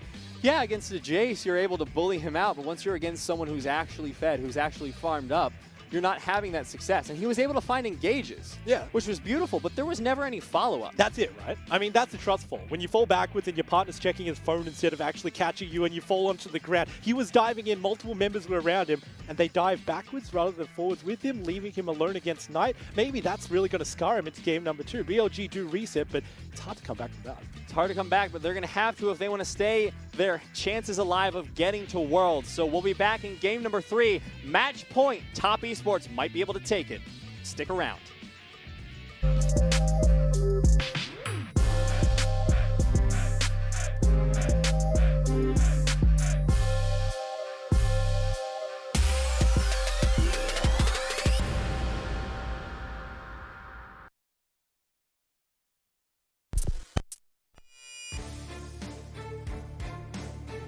BLG will take game 5, 3-2. They will lock themselves into a rout with FPX, thoroughly deserved by BLG. For Bilibili Gaming, 2019 has been all about curating a winning formula within the LPL. Having missed their playoff window in spring, BLG perfected their style to become a behemoth within the league. Though the BLG brand itself does not have a rich history within the LPL, having acquired IMA for the start of the 2018 spring season, Bilibili have the potential to carve out their own legacy, keeping Jin Zhao, Road, Amazing J, and inheriting an expectation from the IMA fans. BLG would look to emulate IMA's 2016 Worlds appearance and exceed their predecessors. Taking their first leap into the LPL, BLG marked their league debut with a playoff berth. Celebrations were short-lived though, as the anime team were cut down by some rogue warriors in the first round. Has arrived, and BLG backs against the wall. Their playoff lives against the wall. They're going to try and finish him off, but they just don't have enough damage. A triple kill, 3 members going down. Jin Zhao back onto the fountain. He will be stunned and die as Mole kites it even further out. Despite a promising start in spring, BLG would fail to impress in summer, finishing second to last in the Eastern Conference. BLG needed stability in their roster. Looking to enhance their playstyle, their search would lead them to an X-Worlds finalist in Kuro and the rock in the top lane, ADD. Bilibili found their rhythm. Strong solo laners and veteran shot callers would see them perfect their formula of late-game team fighting. With the rise of the young rookie jungler Meteor, BLG would finally be able to set their sights on the LPL throne. It's been a slow and steady climb for Bilibili Gaming. Having finished 9th in the spring split, they now find themselves among the titans of the top 4.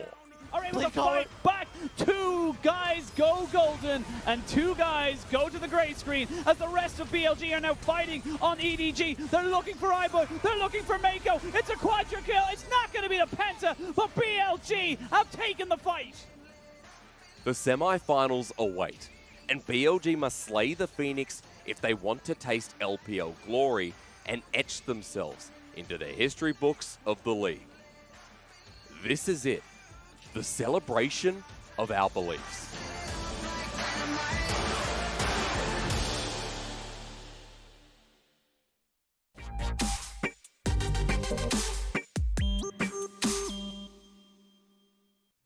The old BLG identity of unpredictability and miracle stories were pushed to the side with the revamped roster led by Coach Sim. Jin Zhao, the only remaining member, Meteor and Simmo promoted from the LDL, Kuro and ADD acquired from the LCK. The chaotic old was replaced with the polar ice opposite. Smart, slow, and chilled play is what this team became. In spring, Kuro's team had a large growing period natural in mixed language rosters that impaired them from advancing to the playoffs, even with the incredible games in their final weeks versus EDG, Invictus Gaming, and TOP. All LPL jungler Meteor brushed off that pressure and was able to continue to up his game and hit a consistent tone to establish himself as one of, if not the best jungler in the league. Counter-ganking and giving ADD and Kuro early pressure so they can hit the ground running. BLG's late game teamfighting is hard to match. EDG found out the hard way. For Kuro and ADD, a championship would mean the world and validate their trials and tribulations that came along with the journey.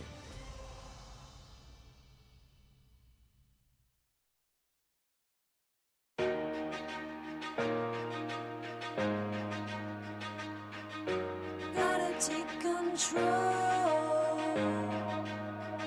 Start listening to my soul.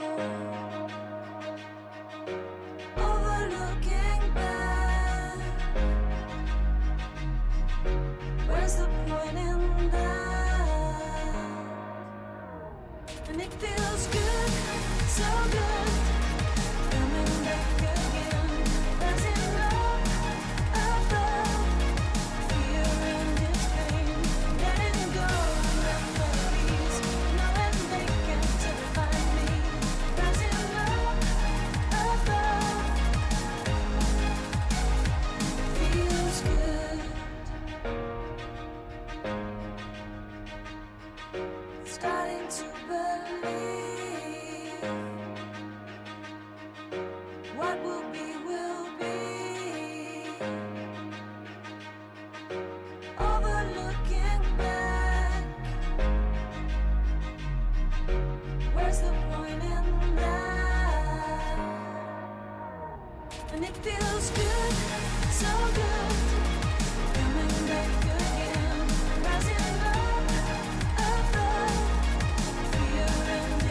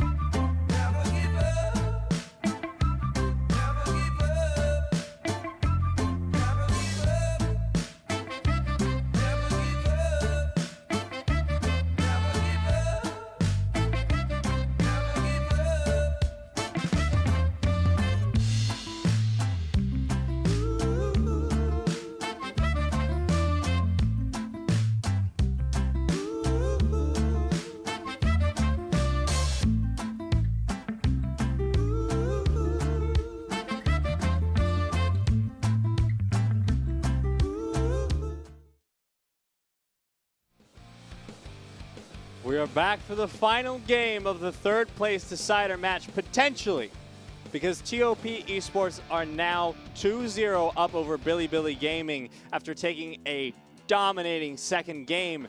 Now, we got to talk a little bit before we talk about last game. Let's talk about the implications going into this next one, because if Top win this one, BLG are gone. They're out. And more importantly, Top are seeded into first place. But if Top do miraculously get 3-2, sorry, a reverse sweep by BLG, BLG stay in, and more importantly, the first round is going to be BLG and Top again in a cruel twist of fate. So we're going to have a real fun best of 10 coming at us potentially. So hopefully, for these teams' sakes, if it goes that far, it's a close one. I mean, look, it's not just Top and Top's fans who want them to win, but JDG are also riding on the line. Looks like a very easy line for them right now, but if BLG win, the JDG are also eliminated. So if TOP manage to take out a victory today, it does mean the JDG stick in. Yep, a lot riding on the line here for this potential final game. So let's go back to the last game and see exactly how we got here. Let's start with the MVP. There's going to be no surprise here. Knight. Yeah, of course, bring it up, 5-1-7, but that doesn't even do him justice in that game just then. He wasn't just outputting damage, he wasn't just cleaning up kills for himself, he was exerting pressure. They were playing around Dragon, they were playing around Baron, they were playing around this guy. Take a look at that. A very hard dive by BLG, and immediately Knight knows how to outplay this. Actually goes back towards his team in order to secure his own life as well as the kill down onto ADD. But more importantly, he was so crucial in setting up his team for objectives. This one was the very first one when he was engaging onto ADD, and it didn't stop there because ADD could never really engage down onto the rest of the members of Top. Top were just free hitting onto their opponents, and the Knight just cleans it up on the backside. When you can literally 1v1 anyone in the entire game, you have by yourself insane zoning potential. This is the 1v1 we didn't get to see on screen. I guess we're not going to get to see it again. Take it away. However, when you come back, ADD, he's just dead. And he's gone. More to the point, Meteor saw him over the wall. So he knew that there was a Castle in that brush, but he left ADD for dead anyway. So when you're that scary, yep, that's time to start calling in the troops. But they weren't able to stop Knight in game number 2. Game number 3, I'm a little bit worried here. I want to see what Coach Sim has in store because Knight has now taken over the game by himself 2 games in a row. If they haven't flipped the table, then they should right now because they need to have a completely different revolutionary path. No more of this Ezreal Corki. Can't play towards the late game. Must have strong early game. And I would like to see it down onto the bottom side. Take a heal. Take Ignite. Take Combat Summoner's bottom lane to make sure that you can actually take that fight. In the top lane, draft something that wins. And more importantly, we've been tantalizing close to actually see it within this match, but we haven't actually seen it yet. I want to see the Shyvana jungle. It worked out so well. And more to the point, Meteor, you looked a bit lackluster in the first and second game. Maybe you can make a name for yourself in the third one. Second game, you know, when XX turned himself back into that jungler that Top needs, it was a whole lot scarier. It was a whole different story. So I want to see him stay in the same form. Of course, we still do have Chocho in the bottom lane, I believe, against Shinmo, of course, but TOP look invigorated. Yeah. They did not look this strong in game number 1. They've now won 2 games in a row. The momentum they feel going into this game is massive. So for BLG to bring it out, they have to find something new. They have to find a way to stop TES in their tracks. Yeah, it kind of looks as if they're just a swing wrecking ball, and in their direction is BLG. So far, 2-0, looking to get a clean 3-0 victory within this game. Look, they look so strong in the second game compared to the third. If you want to say that that's Chuchu coming in and his communication and his calls as well, I won't stop you, because that looked much different from the first game, where they looked like they were lacking focus, where they weren't fighting around the Drakes, didn't know the important timings of all of those things. However, with the second game, looked much cleaner, fighting around Drakes, getting advantages for yourself, making sure that even if you didn't get enough of a lead, you had the solid late game with a 5 Drake, Elder Drake under your belt. Ultimately didn't even need it for the team because they closed it out with that very last team fight, but all of those calls coming in from Top meant that BLG were hemmed in from the beginning. Well, and it's not even like Top weren't feeling any pressure, right? Because that's one of the accusations you can fly at a team who,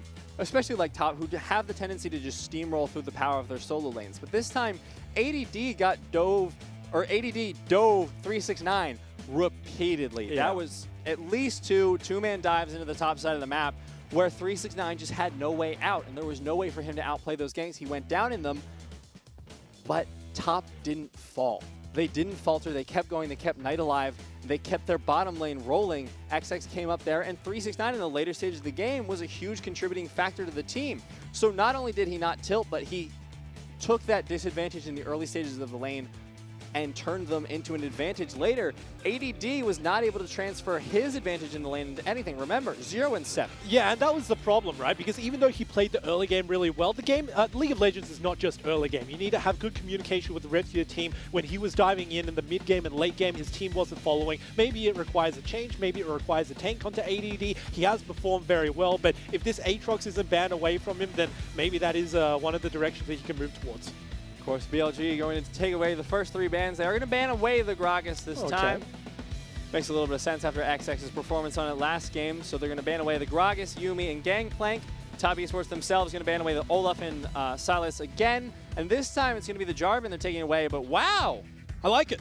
That's the first pickup there. That's going to be the Akali picked up by BLG. Yeah, and I'm going to go bold, but I'm going to say that that's ADD's Akali as well, because Kuro, not known as a very good assassin player, hasn't really got that in his kit. But over on the other side, a denial away, 369. Can you do it? Can you show who's boss? Ah, come on. All right. I was waiting to make finger guns at the screen. Still a chance, though. They're going to take away the Corki this time as well. So Kuro going to be taking away the pick he's been so used to playing for the past 2 games. Yeah, just wants to take away that security. But in all honesty, Azaya Rakan is still on the table. Can only pick up half of that composition, but whichever one you leave up, BLG could very heavily deny. So immediately Top don't actually want to go for the power duo that carried them through the second game. It's very interesting. I like that the Zaya was taken away here, because if I know anything about Jin Zhao, yes, his Ezreal is good, but his Zaya especially has been incredible. Oh, yeah. Wow, all right. Kiana going to be picked up there by Meteor, folled by the Nico immediately. That's it. That's exactly where those champions are going, by the way. That's going to be ADD, Akali, Meteor, Kiana,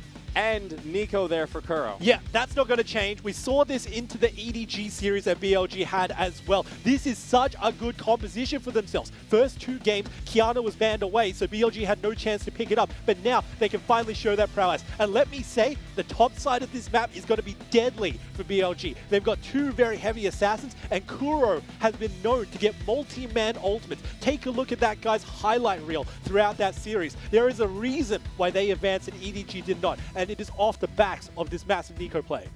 Especially in combination with the Kiana, you just have so much AoE CC. If you land a beautiful wall stun, suddenly you then have the Pop Blossom to follow up, and that is a ton of AoE CC with damage the Top Esports might not have an answer to. Yeah, it looks so beautiful. When you pair the Kiana with the Nico, you got the lockdown into the damage, and when you pair Kiana with the Akali, you've got double burst, which means regardless of which lane they're into, chances are they can 100-0, especially in the early game. Now, of course, you can't just say that in isolation.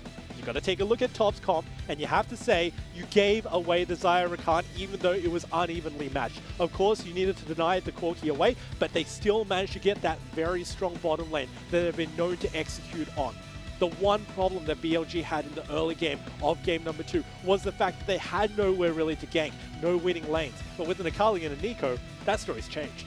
They've got the opportunity now. I do enjoy the cheeky bans here from Top Esports. They've taken away, they've literally just banned the bot lane that BLG has been like you literally can't do it. And look, they just banned away like half the map that BLG have been playing the entire series. Look, it's smart, right? Because when you take a look at the Ezreal and Tahm Kench, that was giving them hell. There was no way that they were diving. They couldn't even win the bottom lane 2v2s other than forcing them out and then just getting a teleport back. So taking it away means that they have a very dominant bottom lane. They were looking to execute on it in game number 2. Now maybe they can in game number 3.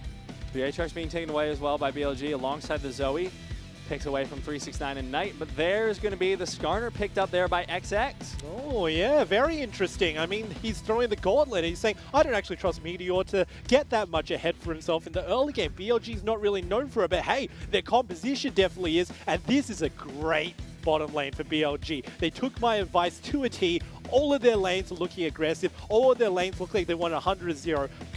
Kaiser Nautilus is one of the strongest bottom lanes because Nautilus can apply 4 stacks of Kaiser's passive just at level 1 with a Q and a passive auto attack. Now the Rise is going to round out the composition there for Top Esports. So this is a very, very different game here. And for once, I'm really feeling BLG's composition. Yeah, I'm feeling it, but you can't take anything away from top either. I expect that Rise to go into the top lane unless they want to keep it as it is right now, because 369 has actually played a couple of games on the Rise, won both of those games, look really strong doing so, but if they want to have the superior matchup, look at this. This is Mind Games superior. Mid lane and top lane, they're swapping it around because they want an advantageous match. Well, and remember, we've seen here in the LPL plenty of times they'll just switch the players as well. Yeah. So I mean, really, you could always do that. There's so many mind games going on here, and mind games upon mind games upon mind games. And the most important game of all is this game number 3, because once again, this is match point of the series for top esports, because they may just 3-0 if they're able to win this one. But the composition of BLG giving me a little bit more faith. Yeah, completely overhauled what they were used to. No more of the Corki Ezreal guaranteed late game that ultimately never came for the side of BLG. Now they want to go guns blazing. They're going into unknown territory because it's not very often that they play towards the early game, but we have seen Meteor on Kiana before. We know that ADD can play this Akali, usually rotated over to the top side. So everything is falling into place for BLG. Now we just have to see if they can match top in their early game aggression, because they're going into very familiar champs for top esports. And if they really want to win, then they need to bring their A game, especially in terms of 1v1s, in terms of 2v2s, and in terms of mechanics.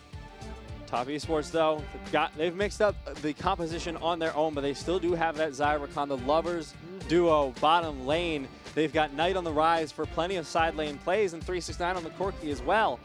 They've got a composition they can work with. They've got a composition they can win with, but will BLG be good enough to stop it? Rise ulti also pairs very well with Skarner to get him into the back line of your opposition. However, that is very late game, and if they can't make it there because, funnily enough, BLG pushed them, then that might push them off the edge. A little bit of a paradigm shift here as we go into the match point of the series. Top Esports currently 2-0, looking to secure their way into the Gauntlet Finals, but BLG hold out hope in game number 3 that they're still in it.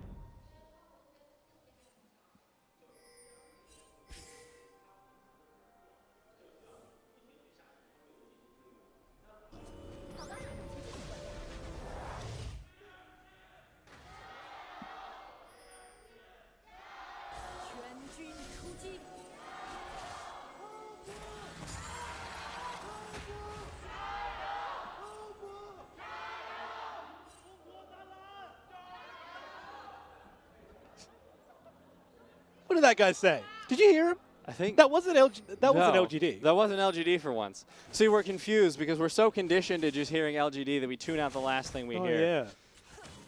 But couldn't make it out. Yeah, unfortunately not. But 369 going to be going Klepto into that top lane, just trying to harass out the Akali, and ADD, of course, wants to counter that with the fleet footwork of his own, give himself a little bit of sustain in that top side of the map. Look, if you've got the 100-0 potential at level 6, and if you've got the range before level 6 anyway, then of course you're going to be going towards what makes you the most money. 369, it is the natural choice, and more importantly, because it's a range matchup, he's going to have a really great time, because Akali is not actually that strong before she has access to her ultimate, doesn't have that much burst potential, so with the fleet footwork, he's just looking to survive this lane. Now down here in the bottom lane, how are you feeling about this one? Because Jin Zhao and Shinmo, for once, have a lot of early game pressure. Like you said, 4 stacks instantly applied there by Shinmo if they are able to find the engage. Usually you can't match up into Zyrakan, but if ever you had a chance, and this is the composition to do so, the Nautilus and also the Kai'Sa, I should say, have such good counter engage onto the Zyrakan. So as soon as Rakan blows his W, and if he doesn't actually catch anybody, or even if he does and he catches Shinmo, expect a response coming out from the bottom lane, and it will go towards the very last wire. So checking out the summoners, I was talking about that as well. Game number 1, game number 2, double TP for both of these 2 bot lanes, but now that they both brought heal with them, you can expect some action. Speaking of action, the mid lane flash binding not going to land there from Kuro. That's painful to watch. Meteor not going to find any damage on the Knight 9 as well. That's a really rough first gank coming in from both sides. You like the idea, but unfortunately the execution wasn't there. He wanted to get Knight to actually flash into it, but Knight just held it very calm and didn't actually engage. Chocho getting the knockup. There's the Knight down onto Jin Zhao. Heal already burned. That is so much damage onto the AD carry of BLG, and Chocho gets out without anything being popped. Meteor comes in for another gank. Looking for it onto 369. Electrocute's been proc. May be able to find it. Flash out from 369. The auto onto ADD as well. Meteor might be looking for it still. I don't believe he has a range. It's going to be very hard for him to actually get this if there's a sidestep.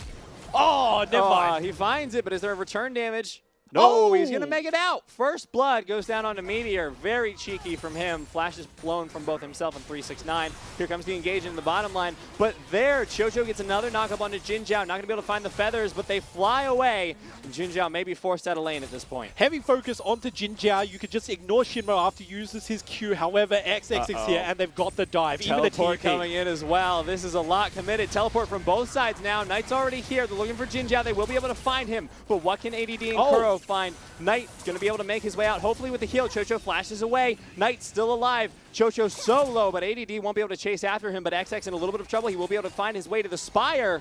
That means that BLG have no way to chase this. Top Esports able to pick up a kill. Well played, and more importantly, Knight actually sidestepping down so he wasn't even caught by any of the Qs, just like we saw in mid lane, now in bottom lane again. No mana, no problems, because he was just dodging that out, wasn't going to get caught under turret, and very cleanly executed down bottom side. Now 369 is going to have a massive CS advantage. He used his teleport to get himself up here in the top lane, just trying to deny as much farm as possible from ADD's Akali, while still getting pressure on the turret plating. Won't be able to take one on this wave just yet, but ADD is already down 14 CS. Yeah, so not a lot came from that. There wasn't even a turret plate that got traded over to 369 because he hasn't been in the lane long enough. Corki doesn't do that much without a Sheen, in all honesty. So checking out the total effect of that last play, Top Esports came out ahead once again. And we expected it because it's a Xayah Rakan, and they've always looked so aggressive.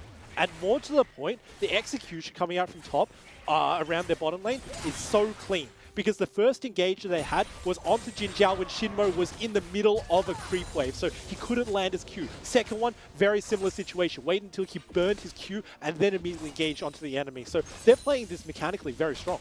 Yeah, that last engage they had, both of them were at max plasma stacks, and still there was no way for Jin Zhao to proc it. So now Meteor going to try and find a little bit more momentum for himself, going to pick up the Scuttle Crab on the top side of the map. Will give ADD a little bit more safety from ganks, but doesn't matter if Knight decides to gank down towards the bottom side of the map. So we'll have to keep an eye on that. XX about to hit that level 6 mark. He does have the Predators available. Has the boots picked up already from his first back. Yeah, and look, that's the tough part about going into a Skarner, right? Because you always want to shut him down. You want to make sure that he can't race until level 6. You want to make sure that he can't safely farm as much as he can before he gets into team fights. However, because of the nature of Skarner, you can never go into his jungle and try to 100-0 assassinate him. Even if you bring your support with you, it's going to be very difficult because of his passive stun. So, oh boy. Chocho wasn't able to find the knockup. Shinmo not able to find the hook either, though. So Top Esports going to be able to get away with just poking down the bottom lane of BLG. And now looks like it may be a Mountain Drake being under contention here by XX, but he needs to make sure there's no wards around first. 369 might be in trouble. ADD's about to hit 6. Meteor's up on the top side.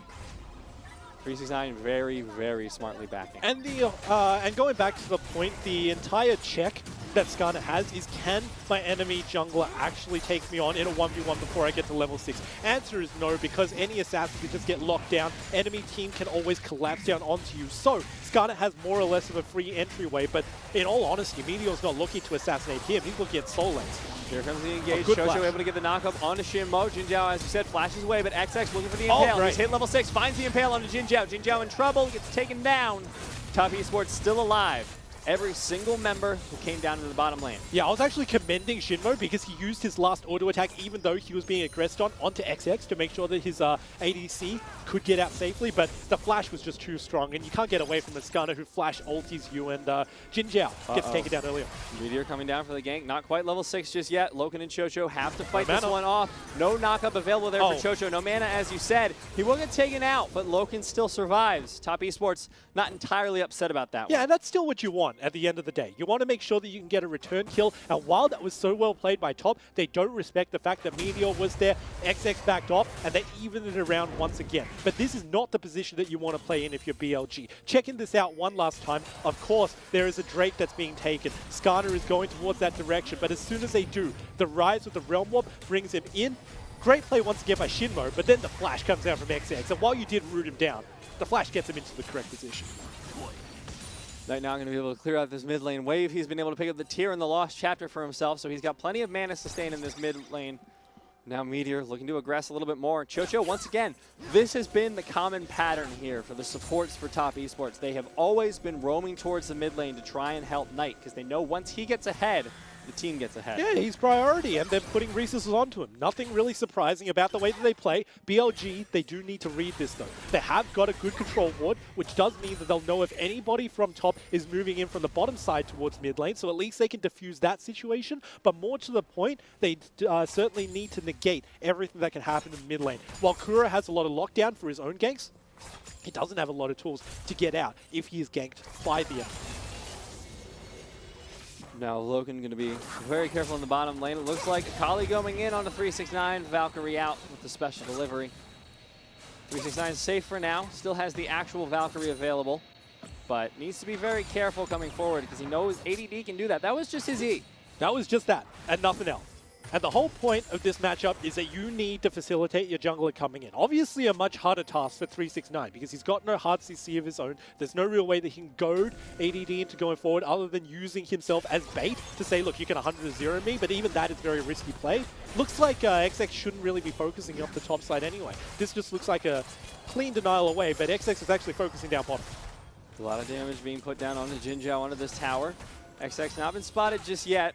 The Predator will give it away. And it's also very difficult to execute this because the first time that he did it, he had Flash in order to get into the correct position. This time he does not. No Predator available, no Flash available, as you say, but Knight is here, has no Realm Warp either. No Realm Warp either. What are you doing, Top Esports? They're not going to be able to find this gank in the bottom lane. They've wasted a whole lot of time on this. Just no tools to execute it. But don't forget, we said it as soon as Chance Select was done, that it's a complete paradigm shift. It's actually BLG who want to get the early game advantage. Now that they have a goal deficit, not looking that great for themselves. Top is in their right mind, very comfortable to just scale up. Looking for the scaling here. ADD maybe diving onto 369 under the tower. Just going to play this one out carefully as he can for 369. And 369 not doing great on the damage, but there's no energy here for ADD, so he can go in for the engage. 369 picking up a lot of damage onto that one. But Top Esports bottom lane, despite the presence of Meteor, is not going to go down. So kill total 2-2, but Top Esports, despite BLG wanting the stronger early game, Top Esports once again finding it. They executed it. I mean, it looks great. Honestly speaking, when you take a look at Loken and Choo Choo, out of all people, to be helping him in the bottom lane, this actually looks really great from Top Esports. They're securing their own leads, they're making sure that their junglers have a clean path in, and more importantly, Meteor has been completely shut out from going bottom lane. You haven't even seen him look that way. The one time he did, he was just completely ineffectual. So now, Top Esports rotate their bottom lane up towards the top side of the map to give pressure on the Rift Herald. Next dragon spawning in 45 seconds. It will be a Mountain Drake, so Top Esports, I feel like they might want to contest that one as well, but they will have no one to do so except for 369. Yeah, but they've got a lot of good tools to do so. I mean, the Flash should be coming up from XX, the Realm Warp is already up from Knight, not to mention the fact that the ultis and full summoners are available from the bottom lane. That looks like utter dragon control, but they're looking to use the top side. There's a knock-up. They're just trying to kill out Shinbo before the fight starts. Have the Ignite ticking, might be able to find it. Oh no, Logan's in trouble, has to blow the heal, going to keep himself safe for the time being. Regardless, Rift Herald doing a hell of a lot of damage to him, actually. Nico in trouble. Kuro's pretty low on health bar. Looks like, no, here he comes. Flash, pop blossom, not going to be enough to find Logan. Logan's still alive for the time being. Finally gets shut down by Kuro. Kuro goes golden. Meteor looking for the damage, still has no ultimate available. And it looks like Top Esports running away. They're able to find the Rift Herald off the back end of the fight. 369 and XX fighting as best they can. The Spire is helping XX so much. Flash over the wall from 3 members. XX still alive despite all indications. May actually be able to get out of this one. Here come the dashes. It's going to be enough to pick him up, but 369 poking out as much as he can. Not going to be enough to save his jungler. Where's the air support? 369 just went towards his own lane. He was just farming that up while his jungler was chasing it away. XX could have actually got out of that, but that's all coulda, shoulda, woulda, and BLG's early game composition actually coming out huge for them. Even though they lost out that last Rift Herald, they still managed to pick up kills onto the backside. Could have been a little bit more, but honestly speaking, it was very clean coming in from this execution. It all started because they virtually 100-0 Shinmo, but he managed to survive, even with a heal coming out from Jinzhao to save his own life. But now, take a look at the backside of this. Knight is coming in, and also Kuro to join him. And while there is a very beautiful flash from Loken in order to get out of the flash from Kuro, still does the damage and still managed to lock down Choo Choo. Of course, the rest of the fight, Loken gets taken out, and suddenly a lot of damage missing there for Top Esports. But that is not an entire loss for them because XX is still able to secure that Rift Herald just barely. Yeah, he manages to get it, and there's a fight. Oh, here's a fight. Meteor in trouble, but instead it looks like it's going to be Knight who falls. This is really bad here for Top Esports. 7 kills in the pocket of BLG so far. It's looking like the reverse sweep might be starting. Well, you always got to keep your eyes onto who has the advantage. And even though Knight just fell down in that instance, they still have a gold lead, so Top is still in the lead. And more importantly, they've got that Rift Herald that they are summoning into the bottom lane. This is quite risky because there's no TP from Knight. Once he comes back up, he can't join the rest of his team. And they're trying to push this with fewer members than BLG. Ideally, it's supposed to force a choice, though, I think. And unfortunately for them, it's not going to force a damn thing. Supposed to be choosing, I suppose, between saving the tower and saving the Mountain Drake, but unfortunately, Top Esports just didn't have the manpower to force that out. Chocho going to be able to find a beautiful knockup. There's the Charm coming in. The Impale as well. Jin Zhao in a whole lot of trouble. The Feathers fly, but it's not going to be enough to lock down Jin Zhao. Here comes 369 for some poking. The air support's finally here, but too little, too late. And Kuro has the Pop Blossom available. He's on the sidelines. No flash for him. And more importantly, the strength of Nautilus Kaiser is seen then, because while there was an engage onto the Kaiser, Nautilus puts down his CC, which puts Plasma onto the enemy, which allowed Jin Zhao to instantly ultimate away from them. So everything was coming together for BLG in order to disengage that Skarner ultimate in the bottom lane. It's very minute, but when you see it, it's beautiful to see. Top Esports getting outmaneuvered by BLG so far in the early game after a bit of a rough start. BLG seem to have found their footing. Now they're going to be able to pick up their first dragon of their own. It's going to be the Mountain Drake. No pings going down onto it by the side of Top Esports, so I assume they've given up on contesting it. I mean, they tried to get advantage, but yeah, like we just saw with that Rift Herald play in the bottom lane that didn't actually eventuate into much, because they gave away too much, because Knight was actually caught while he was trying to get some pressure and vision down for his team. They just want to back away from that. Looks almost too traumatizing for them to really stare down. They're going to be trying to split push again. Once again, the 1-3-1 is started here for Top Esports, but this time they do not have the early game advantage that they have in previous games, so might be a little bit more of a dicey situation. Yeah, but the question is who exactly you're going to put into that lane. While the laners are still very strong for BLG, they're really struggling to find anybody who can 1v1 Knight in specific. Because while it is a Rise, it is Knight's Rise, and he has always looked so strong on pretty much any champion that he's shown himself on in a 1v1. So Top weren't really abusing the fact that they had a good composition for that. They were abusing the fact that they had a good player, and nobody from BLG really wanted to face it up there. Speaking of good player, it's 16 minutes in, and Knight already has the fully stacked Arcane. I mean, that's ridiculous, right? He's just out here living his best life, and he's got as much mana and shielding as he needs. So going into future fights, he's going to have a lot more power, and I want to see what he's going to pick up on the first back. We've already seen 369 back to pick up the Trinity Force. Loken's picked up the Essence Reaver, and now Oblivion Orb picked up by Knight. And I like that you highlight that it's a very early Seraph's Embrace that is there for Knight, because usually Rise would go for the late game build of the Rod of Ages as well. But the fact that Knight has opted to go for this one means that he wants the early game and he wants to fight very, very soon. It's smart of him to go for this pick because, of course, in 9-13, Rise got nerfed so that he doesn't have a passive shield anymore. So that's going to more than make up for what he lost in those patch notes. But more to the point, that does indicate Top are looking for a fight, and they're looking for one soon. Looking for a fight, but if BLG don't even start contesting the objectives, there's not going to be a fight. It's just going to be a whole lot of gold going into the pockets of Top Esports. They still have a gold lead at this point, but Meteor's going to try and fix that as he looks for the gank here on tonight. Yep, double assassin composition into a Rise. He does have a shield, but he doesn't have Azonya's. Oh, he's not going to be able to find the Realm Warp, and now it's 1 versus 3 under tower. Knight trying to stay alive, but there's nothing you can do. That is so unfortunate, but in the bottom lane, they're going to try and take down this tower as fast as they can. 369 and Chocho chunking it down, but they won't be able to find it. Now 369 might be in trouble. Shinmo looking for a hook.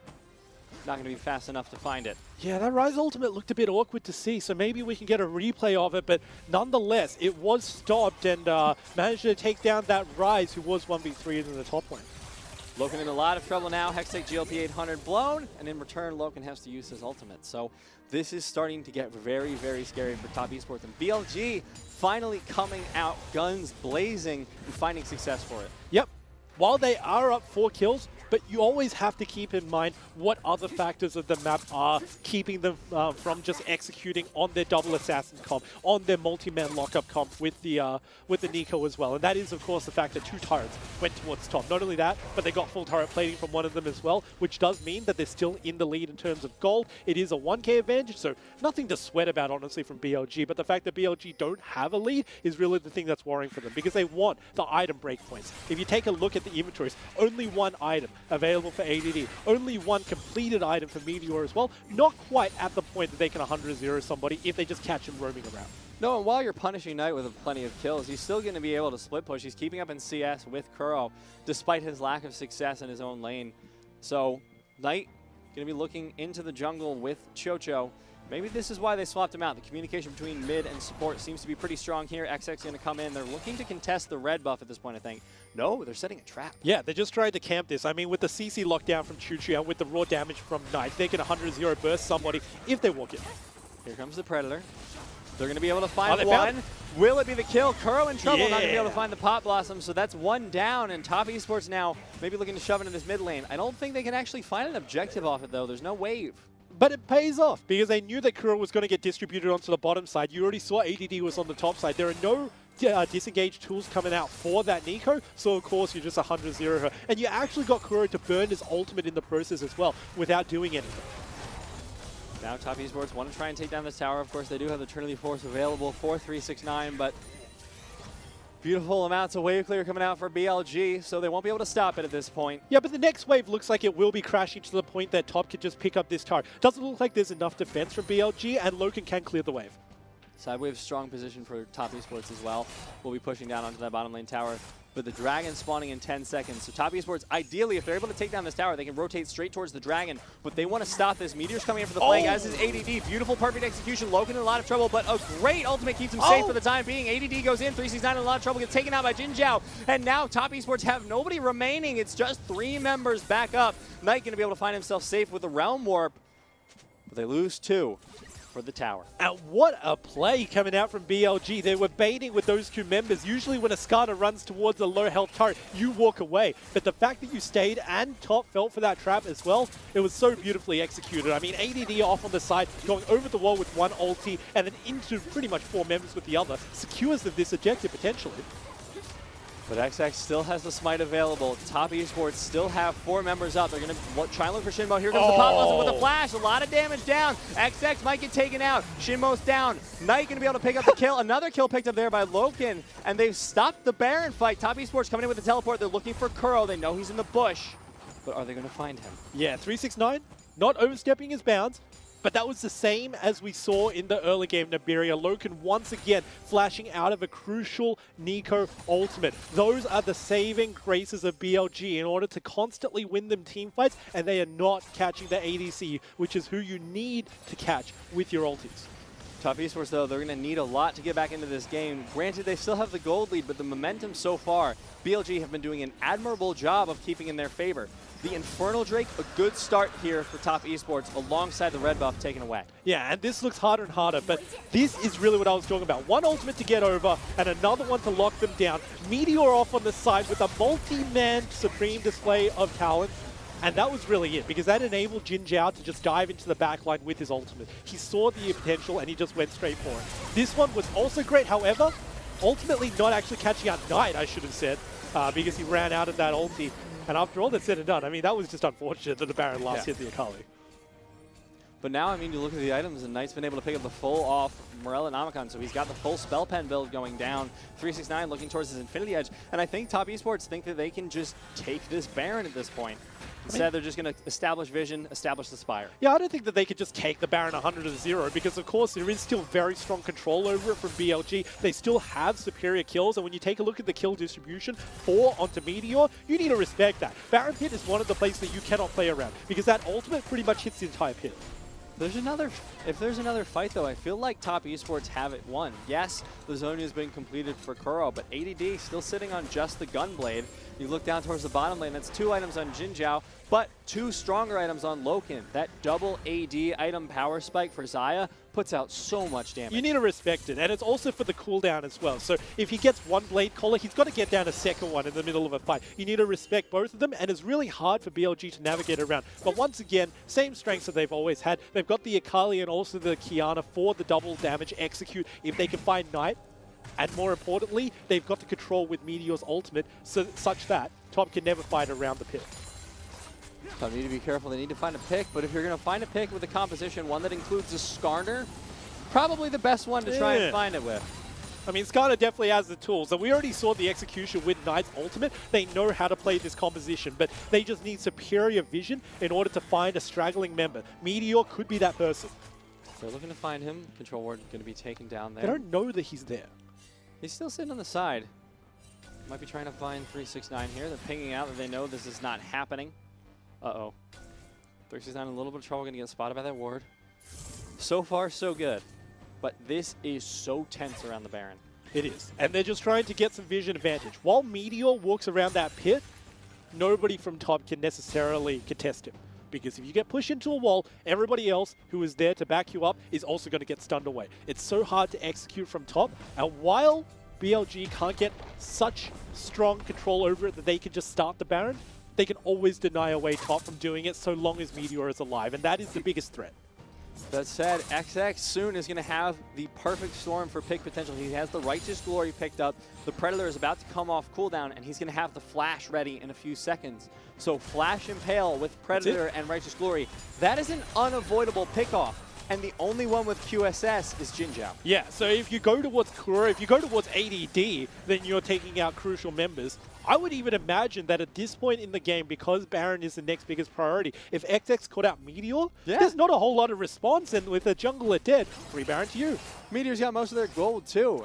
You have to then concede that Jin Zhao is going to put out a ton of damage, but you can't find him anyways with that ultimate. He's got the QSS. And more importantly, BLG, their entire comp revolves around Shinmo getting CC onto the correct members so that Jin Zhao can ult here. They may have found a pick onto Meteor. Righteous Glory already popped. They're going to try and look for the Impale. They take down Meteor. Loken already incredibly low. Does he have the Featherstorm? No! A beautiful Pot Blossom going to come in and stop him. Kuro goes golden. ADD looking for the assassination on the side. He gets taken out by Knight. Now Shinmo and Jin Zhao, the only ones alive. They find Knight, but he won't go down. Realm Warp coming in. They're trying to look for Jin Zhao still. He flashes over the wall to safety, but 369 still on the chase. They spot him out, but they're going to rotate away instead. And getting punished so hard because Meteor is on the wrong position. We said that if they fought around the pit, then BLG would win 9 out of 10 times with that Qiyana ultimate, but they fought around the blue buff, and there was no such ultimate that was enabling BLG. Jin Zhao going to try and make the hero play here. 5,000 health on the Baron. What are you doing? Daring him to go in at this point. Jin Zhao so low. He's taken down the shutdown from Knight. The Baron picked up, and Top Esports, just as soon as control started ceding to BLG, they grab it back with a 6k gold lead in the Baron. It is so strong for top right now. They got the Baron buff, they got the gold lead, and more importantly, they got the crucial pick. This was it. Meteor saw what they were doing, but he is disconnected from the rest of his team. Even if Shinmo hit that Q, wasn't going to save his life because he gets pushed back into all 5 members, and while this is a very good ultimate coming out from Kuro, it is too little too late. Your jungle is dead, you are down members, and there's superior damage that we were already talking about from Top's composition that is just running you down. This Baron team play was absolutely beautiful from Top Esports, and now they're going to get a second Mountain Drake. They have gotten the absolute best roles here for these dragons. Infernal, Mountain, they can take down objectives and they can take down towers insanely fast, and they've got a Corki.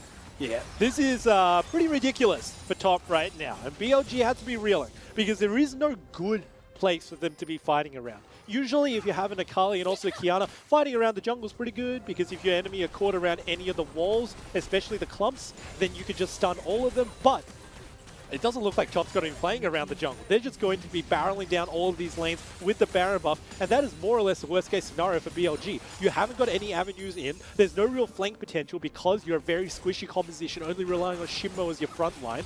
yeah, it doesn't look like it's going to work out. Well, and look at what you have to burst down that front line. You don't have really a tank here on the side. Oh no, this is really bad for Top Esports. They need to take down the front line now. Here comes the engage from the side. Pop Blossom lands onto 2, but will it be enough? ADD goes in with the perfect execution, but it won't be. Top Esports going to be able to find the ace. This could be match point. Before they even fought, Shinmo was taken down. Top Esports, they are securing this game. They're securing their match. They're securing first place in our regionals. They're going to make their way with this victory into the finals of the Gauntlet, further towards Worlds, and now they have effectively knocked out BLG, gotten JDG back in, and gotten themselves ever closer to that Worlds. The last fight. BLG needed to pull it out in this game, and unfortunately, they did not find the correct fights. Top played that so well. It was a paradigm shift where we were saying Top actually scale better the later they go. BLG did not have the early game lead that they needed. They were playing outside of their comfort zone, and unfortunately in split number 2 of 2019, they could not hold themselves within the series. And it's so impressive from Top Esports as well, because if you look at the perceived weaknesses of the team, you look at perceived strengths of BLG, you would assume Top Esports would lose by getting out macro, but that did not happen. Game number 1, admittedly, was very, very close to that occurring. But in game numbers 2 and 3, Top Esports were on top of their macro game, and my God, were they on top of their micro game. And that was such a fast game as well. Take a look. The first turret fell in around 10 minutes. They were grouping up from that point onwards. The strengths that BLG had were to isolate the enemy on top into solo lanes so they could 1v1 them, so they could 1v2 them and assassinate them outright. However, that never happened. Top were always grouped up. It was always Knight and XX roaming around the map as well. No assassination potential, no front line, no real 5v5 team cohesion from BLG meant that they just lost out. Now, of course, BLG have been lost out entirely of Gauntlets as well. Their chance at a Worlds run is gone. JDG are back in, but Top Esports had a vice-like grip on this game from minute 1. BLG did an admirable job stopping it from snowballing any further. We'll give them that, but Top Esports finally found the trigger. They finally found a place where they can say, all right, we're just going to flip this one. We're just going to take it home. And they did. Yeah, and look, game number 2 and game number 3 look so dominant from Top. First game you said, maybe they stole it away, maybe that should have gone towards BLG. But the second and third one, no questions, no doubts at all. It was so well executed. The second one, they wanted to fight early. They got them. They got the leads for themselves that they needed. The third game, they just waited out patiently. Take down the first turret because you have advantage over this Rift Herald, and then just never stop grouping from that point onwards. How are they going to assassinate you when you got all 5 members standing there? It was so hard for BLG to ever execute their team comps into Top, and while Top had an MO of the way that they wanted to play, I love the fact that they knew what BLG wanted to do and they shut it down. Yeah, they were... This is a stronger Top than we have seen in their previous series, because against RNG they just got muscled out, and it seems like they just knuckled down and they were like, okay, what do we need to figure out in order to find our X Factor, bring ourselves back in? If we can't beat Uzi in the lane, what other things can we win against stronger teams like that? Yeah, and look, that was the biggest flaw that they had coming into this. They were focusing too much onto the bottom side, trying to outplay Uzi and Ming, trying to actually get an advantage over themselves. We said, maybe you don't quite know your win conditions, maybe you don't know how to distribute your players in the early game to make sure that you can get those leads. Throw that out the window, because they look perfect in the second and third game. They knew exactly where to play. They knew that they could find their advantage by grouping up. They knew the enemy strategy and how to counter it. But speaking back about Bilibili Gaming, because of course this is, unfortunately for us, the last time we get to see them until next year.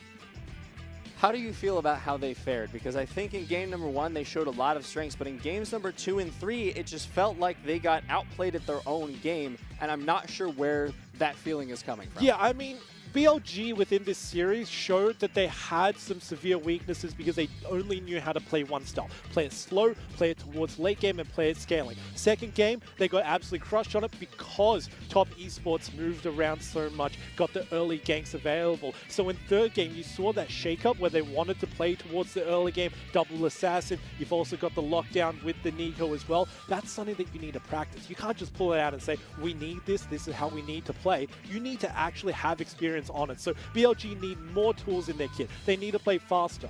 And that's funny, because we're in the LPL, and we're saying a Korean-like team, a team that plays very slow and methodical, needs to play faster, but the reality is they need to have more than one style. They have to have something that they can fall back on. And of course, we've seen them try a similar playstyle earlier in the playoffs where they pulled out the Nico, they pulled out the Kiana jungle, and it was like, cool, this works really well. We have really good team fights with it. But pulling it out here, they just couldn't make the pieces come together because Meteor got incredibly ahead. Oh, yeah. He was 4-0-5 at one point early on. He got gold for days. He was picking up kills left and right, but it just wasn't enough. No, and ultimately he got caught out. And he got caught out because Top were forcing him into the Baron pit. They were starting the Baron. They were calling the bluff, divide and conquer. You have to say a part of that is communication because there is no realistic way that Meteor should be walking into the wrong part of the map without any backup. But more to the point, they also easily get baited to the point where they didn't actually have a good comeback potential. I'm not going to say whether that's because they were 0-2 and whether they were on the cusp of losing or whether that's something that's permanent within the team, but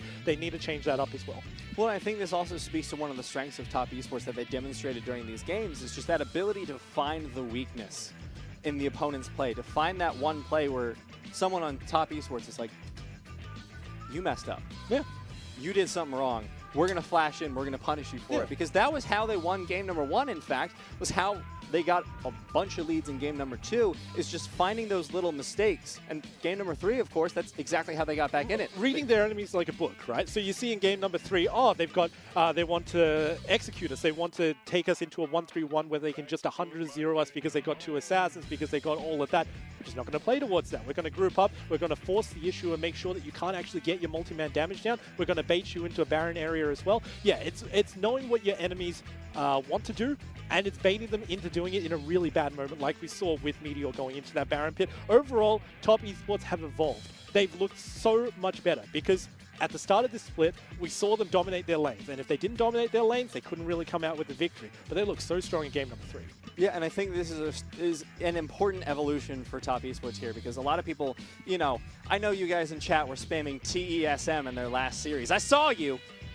And I feel like that's no longer a fair comparison. It isn't Knight and 4 Wars. I don't feel like it was a fair comparison in the first place.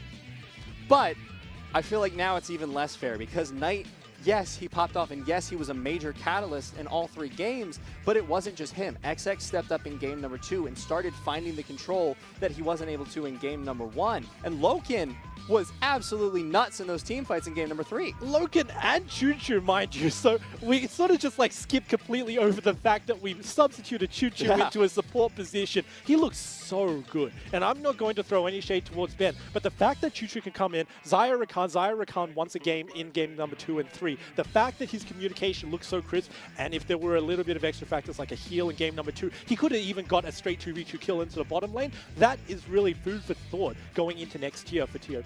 Yeah, having that flexibility in the bottom lane, because of course they've brought in Choo-Choo before.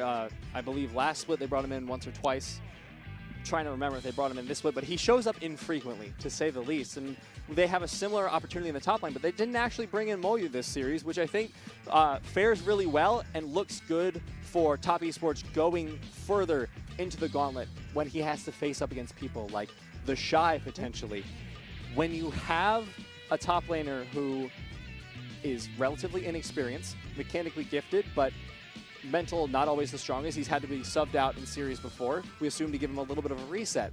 Who can take the punishment on that Jace game? He was absolutely crushed in the early game. Look, that's important, right? You always need the mental reset. You always need to have multiple members onto your team to substitute out, not necessarily because people are playing bad, because there are holes in the champion pools, but also just to make sure that you got some fresh eyes onto the game and a new perspective. Yeah. And the fact that they are going into first place within our players to potentially make it towards Worlds, then that is a really good sign because they've got multiple members, they can rotate them into multiple different roles, and they can just take a look at the map however they want. Fresh new perspective, fresh new takes onto the calls as well. Look pretty clean. And we're going to take it to our MVP, and I called it. It's going to be Loken coming up there, the AD carry, the beautiful Zaya play, those Feather Storms. Things of perfection. Yeah, and he kept himself safe. He made sure that the enemy would burst it down. His main role in the middle of team fights was actually just not to die, and his ultimates were definitely on point. So playing towards his MO and helping out everybody else on his team as well. It was pretty much instigated immediately from the bottom lane. This is what we love to see. The Rise and also the Skarner, with that combination, it worked out so well. But more importantly, this is all setting up the bottom lane such that Loken can actually contribute raw damage into their team fights, which is the one thing that the rest of the comp lacks. Yeah, and Logan isn't always thought of as a strong member of top esports. A lot of people will say the bottom lane is the weakest of the three. I would agree with that, but that doesn't mean they can't pop off. Logan in this fight especially able to pick up and put out so much damage throughout this game consistently, 32%. There's a reason he got that. And take a look at this. Even though he gets caught out by the counter, it doesn't even matter because he fulfilled his role. Everybody on BLG was actually moving towards the bottom side, completely ignoring Meteor. Meteor gets bursted down. You're trading a 1-for-1. If everybody disengages, you still win. Your opponents still win out because they can go towards the Baron. So very smart plays coming out from this ADC. Surviving for the most part, trading his life when he absolutely needs to. He deserved MVP for a reason. Absolutely. And it's nice to see that there is the potential for pop-off from every member, because if you want to be, if we're looking forward, if we say top esports, they come into the gauntlet in the finals, let's say we assume they might make it to Worlds. If they do get there, you're going to need to be able to have those flexible strategies. You're going to have mid laners that challenge Knight. You're going to have top laners that challenge 369. But if you have bottom laners that don't challenge Loken and Ben, if you have that potential for them to pop off, or even Loken and Chocho now, if you have that potential, that is so much stronger. You need that in order to compete on a world stage. So I think this is a good step forward for top esports. And look, if you're going to be substituting Chuchu in time and time again to support of all positions, especially if you are looking towards Worlds as one of your biggest debuts, you need some solid experience onto him. You need some game time. Of course, this was one of the bigger series because even if they lost, they would have still remained within the gauntlet, just at a lower level. BLG would have progressed. But because they won, because they're seeded into first place, and they'll be one of the last teams to actually play for the LPL, that just means that they're going to have even better of a time. This was one of the best times to bring in. This was one of the best times to bring in Chuchu in a support position. And honestly, he looks so good. Yeah. Top esports looking absolutely prepared. But speaking of preparation, we do have a finals coming up. So let's take a look at the playoff bracket. The results of that, top esports, of course, going into that gauntlet. They did take down BLG today 3-0 in case anyone's just tuning in. But September 6th, it's this Friday, for anyone who's wondering, we're going to be having the grand finals between FPX and RNG. In 2 days, Nibiria. It sounds ridiculous to say. I mean, the whole year's gone so quick, but it's all culminated to this point. Of course, we just saw the two teams that did fall down. So if that was a really good series to watch, then FPX and RNG in the finals in 2 days is going to be even bigger. FPX, nigh undefeated for the past two splits, are looking absolutely dominant. But RNG this split have suddenly just found some sort of magic elixir. And they fed it to Xiaohu, and he's like, all right, I'm ready. I'm not Little Tiger anymore. I'm Big Tiger. I'm Dahu. I mean, he needs it.